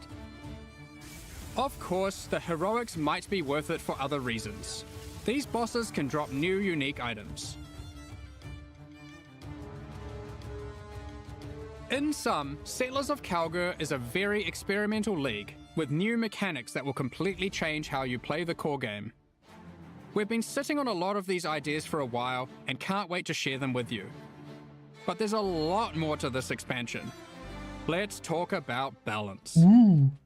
Well, we've finally rebalanced the Gladiator. Yeah. It's been a long time coming.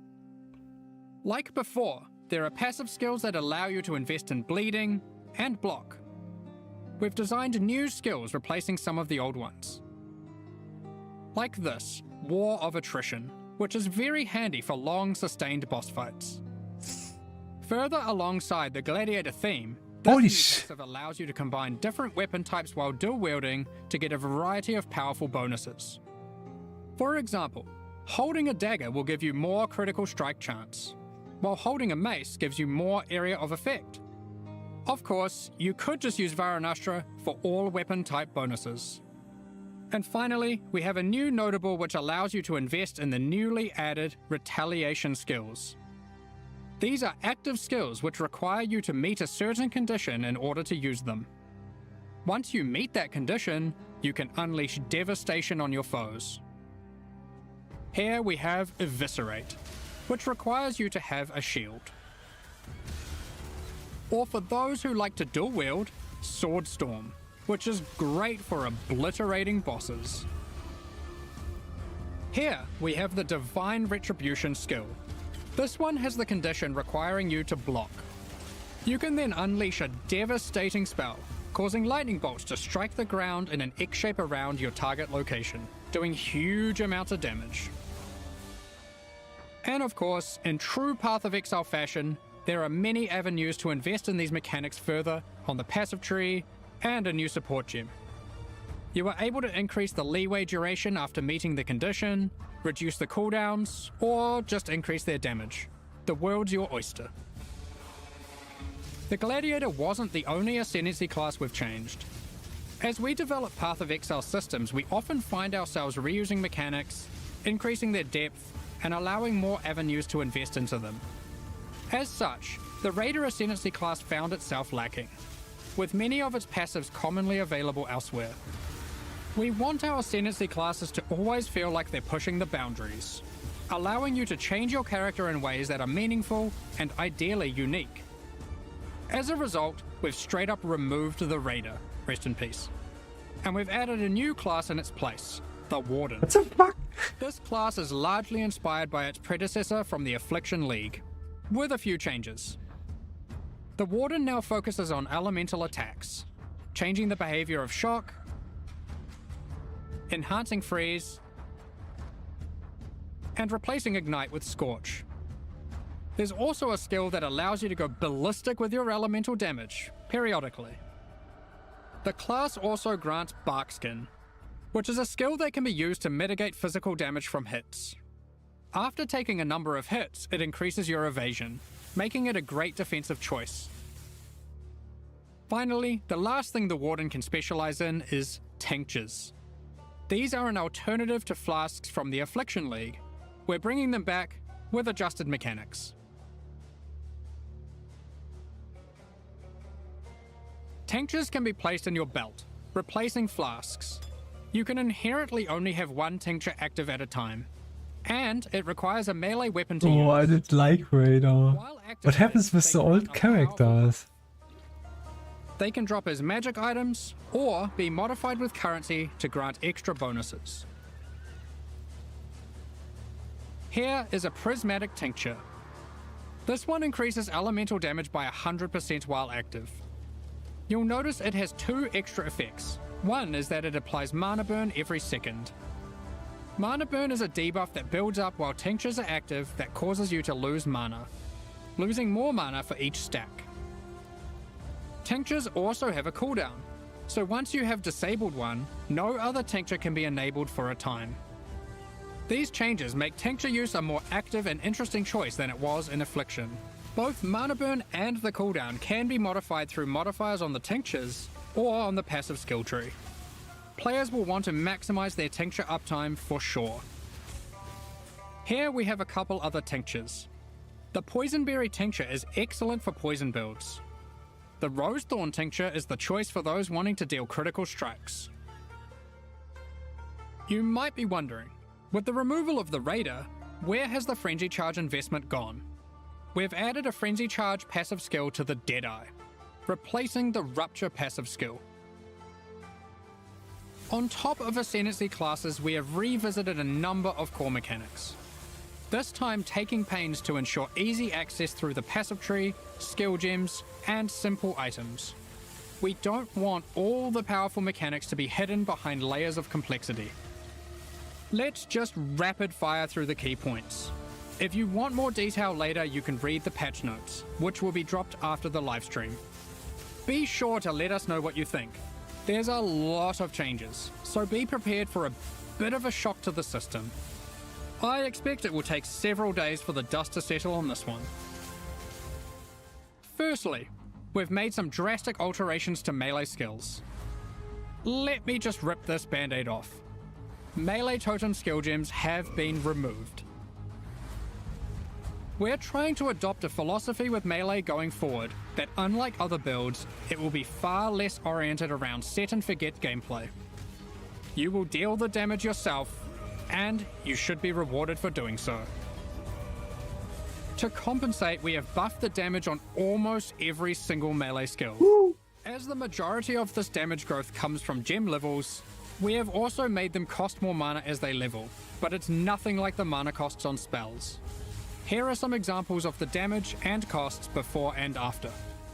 Heavy Strike has gone from dealing 313% attack damage at gem level 20 to a massive 550% attack damage. It's also worth noting it no longer knocks enemies back. And Sweep has gone from dealing 281% attack damage to now dealing 664% attack damage at gem level 20. These are just two examples, but the majority of melee skills are now dealing approximately 75% more damage at level 20. Of course, with melee comes close proximity combat, so you need some good defensive options. New base types with higher defensive values will now drop throughout the endgame. As you reach yellow, red, and purple maps, you can expect to find higher tier base types in each. Oh shit. For example, Val Regalia and Hubris Circlet are no longer the best in slot items for Energy Shield. Oh my god. There are new base types that surpass them. Combined with some quality changes, which we'll talk about soon, you can now get better items than ever before in these slots. To compensate, we have reduced the amount of flat evasion and armor from the Grace and Determination auras. Overall, you're getting more defenses than before. Naja. On top of this, we have buff life modifiers on magic and rare equipment. You can now get as high as 189 additional maximum life from a single modifier on body armors, and more on other slots too. Kaum's Heart has also finally been restored to its former glory and once again grants plus 1000 to maximum life. I mentioned quality. Quality on weapons and armors is being changed to apply multiplicatively. In other words, weapons with full quality will give 20% more physical damage, and armor with full quality will have 20% more local defenses. For melee, this will mean a damage increase for almost all builds using physical damage attacks, and it will mean more evasion, armor, energy shield, and ward for all builds. Endurance charges no longer grant elemental resistances, but instead grant additional elemental damage reduction, making it multiplicative with resistances. You can now get 4% per charge, alongside the existing 4% physical damage reduction. To compensate, we have made some changes to the Juggernaut, and various unique items like Eternal Damnation. You can get more maximum resistances from the tree, specifically around the Marauder class start. These of course can stack with the new elemental mitigation from endurance charges. On top of this, Duels can now roll maximum elemental resistances as modifiers. Since we're making elemental mitigation more accessible, we've heavily reduced accessibility to physical damage taken as chaos or elemental damage. Those stats are still around, but you should not expect to be getting full conversion anymore. All block passives have been buffed, so you can now more easily achieve block cap from just the passive tree. The Keystone Versatile Combatant has been improved to have less of a penalty to maximum block. A number of Life Leech passives have been buffed to generally allow for more acquisition of maximum leech rate for life. Vow Pact has been reinstated to its former glory. Oh my god. Instant Life Leech, but only for melee. We've reworked Flesh and Stone. Previously, this buff skill granted Maim and Blind, depending on the stance of our character. Now, while in Sand Stance, the skill simply provides damage mitigation, becoming more effective the closer you are to enemies. While in Blood Stance, enemies will take more physical damage the closer you are to them. This skill will now greatly favour melee or close-range gameplay. Given we're doing a Kalgurin League, Ward has also received a bit of attention. There are new uniques that grant Ward, and the base restoration of Ward is now faster. To compensate, Olroth's Resolve has been nerfed, but Ward loop builds will still be possible. Anyway, that was most of the purely defensive changes. Now let's look at some of the offensive and utility-based ones. There are more and better ways to deal with mana as an attacker on the southern hemisphere of the passive tree.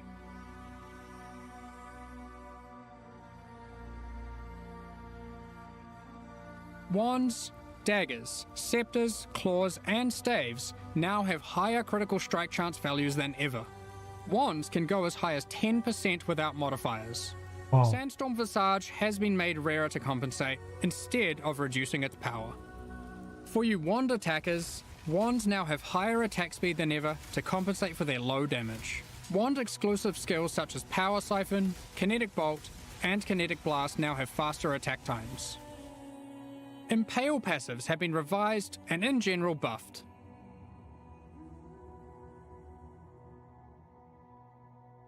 The buffs granted by Warcries are now simpler but more significant, and more universal to builds. They also now apply to allies by default. Banners have been reworked. Instead of having a reservation cost, they are now free. However, they don't grant a permanent buff. Banners now need to be placed for the effect to be active. However, once placed, they are far more powerful than before. Additionally, there are new ways to prolong the effects and more ways to invest in them than ever before. Better, man. Yay. Rage has been made more fundamental and discoverable. Rage is now multiplicative attack damage, but no longer inherently grants attack speed or movement speed. It has a new cap, and you can find many new passive clusters that allow you to invest into the mechanic. The goal is to make Rage more powerful as a baseline, and less gated behind the use of specific unique items and ascendancy classes. Berserk has been nerfed, just so you're aware. We have changed how bleed works too. You can now find aggravated bleed on the passive tree. When applied, all bleeds on the enemy will deal damage as if the enemy is moving for the remainder of their duration. Das ist gut. I like it. The skill Ensnaring Arrow no longer interacts with bleed, so no more will you have to apply bleeds and swap to a bow. You can now achieve the same result using aggravated bleed passives without the annoyance. Rupture from the Deadeye has been turned into a support gem. We've added the new Overexertion support gem, which highly favors slam builds. Now, it's time to look at a hot topic, Magic Find. In the Settlers of Kalgur expansion, we are going to be removing item quantity bonuses from all character items. Yes. This will not affect existing items in standard leagues. Shit. Magic Find is intended to be another access on your gear you can scale once you have achieved the power you want. With item quantity being only available on unique items, this meant if you wanted to get the most out of it, you had to be playing a very specific build. We still want people to be able to invest into Magic Find, but now only through item rarity. This can be obtained on a number of rare item slots, and by a much larger number of builds. What about Ventor's Gamble, you might ask? Here it is now. This is one of the biggest balance patches we've ever done. I can't promise that existing builds will all be safe. Even we aren't able to predict all the outcomes here, nor have we even gone into every single change. They killed Raider. No. I don't know, man. Balance is hard. But the sheer number of new, viable options is exciting, especially for melee. And we're determined to drag the game in a better direction. Be sure to read the patch notes after this. It's going to be a ruckus. In 3.24, we overhauled the in-game experience by introducing a new tier of maps and reworking scarabs.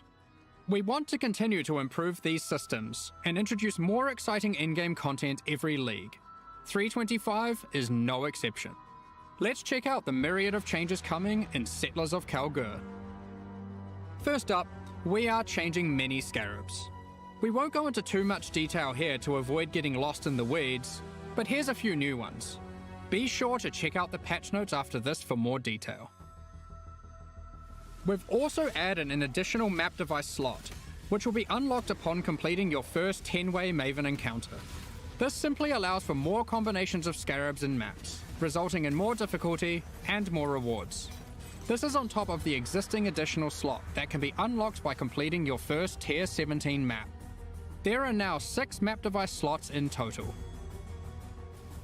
You might have seen our teaser, where we revealed we'll be adding new special encounters to the endgame.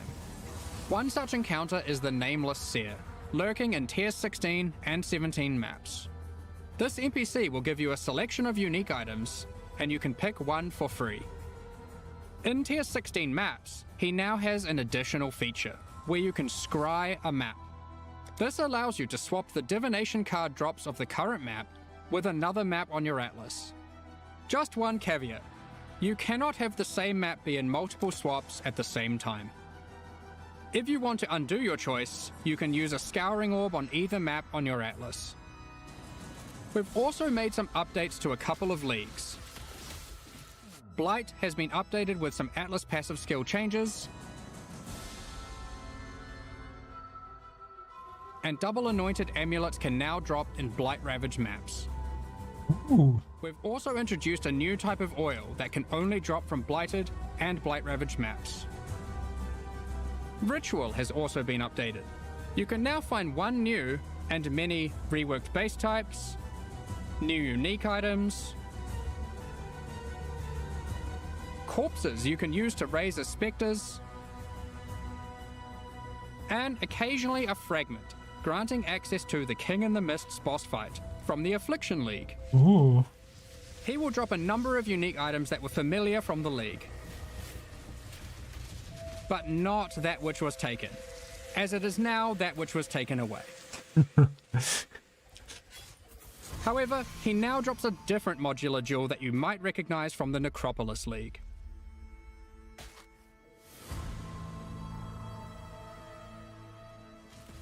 In Tier 16 and Tier 17 maps, you can now encounter the Wildwood, also from the Affliction League. In case you missed it, the Wildwood is a mysterious forest fraught with danger.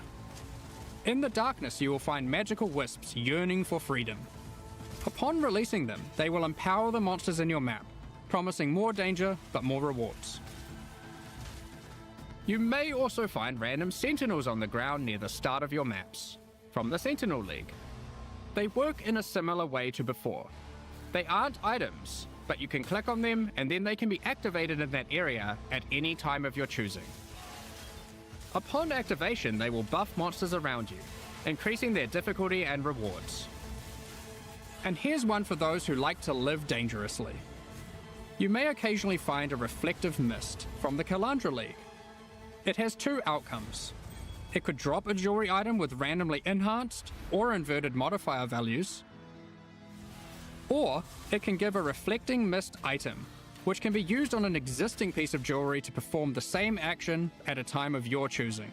Good luck! There's many other small changes to League content. We're removing the first 15 most boring waves of the simulacrum and rebalancing its rewards to improve the chances of finding unique jewels. We're also adding some of the beasts from Einhar's Memory of Harvest Beasts to the core pool. This includes the Black Morrigan. In other news, we've added a set of new chisel types, which can be applied to your maps to get different bonuses. Holy While the shit. Cartographer's Chisel still increases item quantity, there are new ones that now increase rarity, pack size, increased chance for currency items, divination cards, and scarabs. It's also worth mentioning that chisels now apply 20% quality per chisel to white maps, 10% to yellow maps, and 5% to red maps and higher. Unique maps still require the full 20 chisels. Also, only one type of chisel can be applied to a map at a time. During 3.24, we made a change to Tier 17 maps that allowed them to be rerolled with Chaos Orbs. We are now expanding the currency types that can be used on them to also include currencies like Chisels and Val Orbs. Ultimately, the only restriction Tier 17 maps now have is that explicit modifiers cannot be removed from them. We have also revised the difficulty of these maps, as they didn't quite hit the mark. The monsters in them now have substantially less life, and deal less damage, meaning Tier 17 maps now better fit into the progression between Pinnacle and Uber Pinnacle content. Lastly, we've adjusted the drop rate of Valdo's puzzle boxes. Previously, we were adapting its drop rate based on the possible outcomes selected by supporters. So many supporters really wanted Magebloods, so the box was hardly dropping. Thus, we have drastically increased the drop rate of the box, but reduced the probability of getting chase unique items from it, like Mageblood. Overall, we have taken care not to reduce the number of Magebloods total in the economy. We figured it was better to have more tickets for fun, rather than barely seeing any boxes in a league. We've been hard at work improving the Path of Exile experience on consoles. With native ports for the Xbox Series consoles already being released, and PS5 on the near horizon, the game now takes full advantage of the console hardware. Loading times have been reduced even further, pop-in has been reduced, and textures won't start unloading in heavy scenes. Furthermore, overall visual fidelity has been improved for all new generation consoles. Path of Exile now uses the highest available resolution textures and water effects. We've installed a new upscaling algorithm that improves the crispness of dynamic resolution, with an additional anti-aliasing pass on top of that. With these upgrades, we also support variable refresh rate TVs and monitors on PlayStation 5 and on all Xbox consoles. In the options, players can now choose which aspect of visual fidelity they want to focus on: resolution, image quality, or target frame rate. In 3.24, we added some new encounters and secrets to the campaign. In Settlers of Calgur, we're adding even more. We're not going to spoil them all here, but keep an eye out for anything unfamiliar on your adventures. Who knows what you'll find? I mean, I know, but still. There's an underground bunker underneath the refinery, guarded by powerful robots. I wonder what's been hidden away here. How do I unlock this mysterious door? What riches must lay inside? Oh no!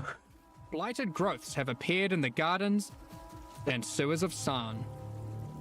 A vault containing riches can be found in the reliquary. As you might have seen in our teasers, there's a slew of quality of life features we've been working on. Here's a quick summary. You'll no longer need to interact with waypoints to unlock them. You can just walk by and they'll activate automatically. When using keyboard and mouse, you'll be able to pick up items from further away. Yay! We're adding static life bars to some bosses. Yay! Not all bosses will have them just yet, but we'll be adding more over time. You can now see which divination cards drop in each map by hovering over them on your atlas. When you die, you can now resurrect without having to reactivate all your reservation effects, like auras and heralds. You can start harvest encounters with just a single action. The amount of quality provided by currency items like whetstones is now based on the item level, rather than item rarity. Those currencies now apply a 20% quality to very low level items, with that amount reducing as the item level increases. Next up, we're going to be talking about our new League supporter packs. Today, we're launching 2 new series of supporter packs, the Paladin and Penance packs. Each tier contains the pack's full face value in points, alongside several exclusive microtransactions. These packs are only available for the duration of the Settlers of Calgur League, and will leave the store forever when it ends. Oh good. As always, the microtransactions in these packs are purely cosmetic, and do not affect your character's power or progression in any way. The Paladin series of supporter packs contains 6 exclusive microtransactions. Adorn your weapon or shield with the Paladin weapon effect. Make a show of leveling up with the Harpy Flyover Level Up effect. The fuck? Equipping the Divine Paladin armor set will periodically cause slain enemies to be consecrated and laid to rest. This set also comes with a matching back attachment. Both the helmet and back attachment have options to display the radiant glow, or not. You pick. The Divine Judgment finisher effect locks onto unique enemies before obliterating them with a laser from the heavens. May your critical hits resonate across Rayclast with the Cleric's Bell back attachment. 100% crit chance. Bing, bing, bing. A day at the races in the Vasteri Racecourse hideout. Add rowers to the track to race them against each other. Or you can just spectate from the sidelines. The Penance Pack series also has 6 exclusive microtransactions. With the Penance back attachment equipped, a repentant soul is chained to your back and lashed with lightning. Ouch. Place none other than the Trial Master in your hideout and have him comment on your chaos. A classic, but far fairer now than in ancient times. And Val crafting attempts. Your luck is over, fool. He even keeps a record of how many Chaos and Val orbs you've used in your hideout during the league, or across all leagues. Blood stains your armor the more life you lose when wearing the Acolyte's Penance armor set. The Zealot's Madness portal effect fragments as you near it. The Cauldron map device boils maps, fragments, and scarabs placed into it, keeping a tally of how many have been thrown into the pot in the current league or across all leagues. The Exiled Squire pets follow in your footsteps, hyping you up for battles, No sweat for you, boss. providing pessimistic commentary, The cycle repeats. or voicing their disdain for you to bring you down a peg. About time you kicked the bucket. These packs are now available for purchase on both PC and console, and will remain so during Path of Exile, Settlers of Kalgur. Meanwhile, the Solar and Eldritch packs leave the store forever at the launch of Settlers of Kalgur League, so now's your last chance to purchase them. Thank you so much for your ongoing support. Now, we have one more thing to announce before getting into the Q&A. We are soon going to be running a small closed beta test for Path of Exile 2. We have been taking signups for the Path of Exile 2 beta tests over at pathofexile2.com. We will only be selecting a very limited number of people for this first test, but if you want to make sure that you are considered, then head over to the website and register your email address now. We're just about to start the Q&A with Ziggy D. Afterwards, we'll post Path of Exile Settlers of Kalgur's full patch notes. With release at the end of next week, our community team will be posting crucial information you'll need for Settlers of Kalgur's release. Keep an eye on the news. On release weekend, we expect to launch the new mystery box and this season's Kerax Vault Pass. Thanks for joining us today and checking out our latest developments. We're looking forward to building our towns alongside you, trying new builds, slaying monsters, and exploring new endgame strategies next week. We'll begin the Q&A shortly, so please get your questions ready.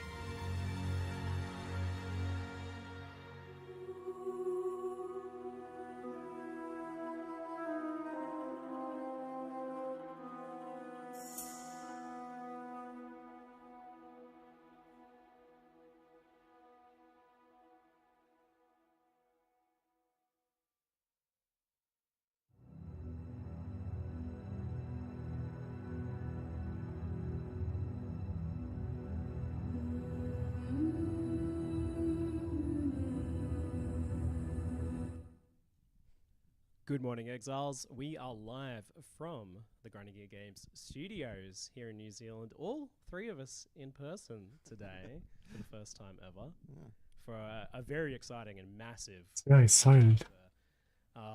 some real whiplash from some huge announcements there. It just kept going. Like Yeah, also I think I'm going to bed now. Thanks everyone for watching. together and set up I live don't know what I'm going to do tomorrow, but there will be a stream. End of Good the night. day, really, we have this much And time. have fun. We have this many people who Enjoy can the do what rest we of do, the and we just thingy. keep going till the end. Like, it doesn't stop Bye. here. Like, we've still got one more week, right? Like,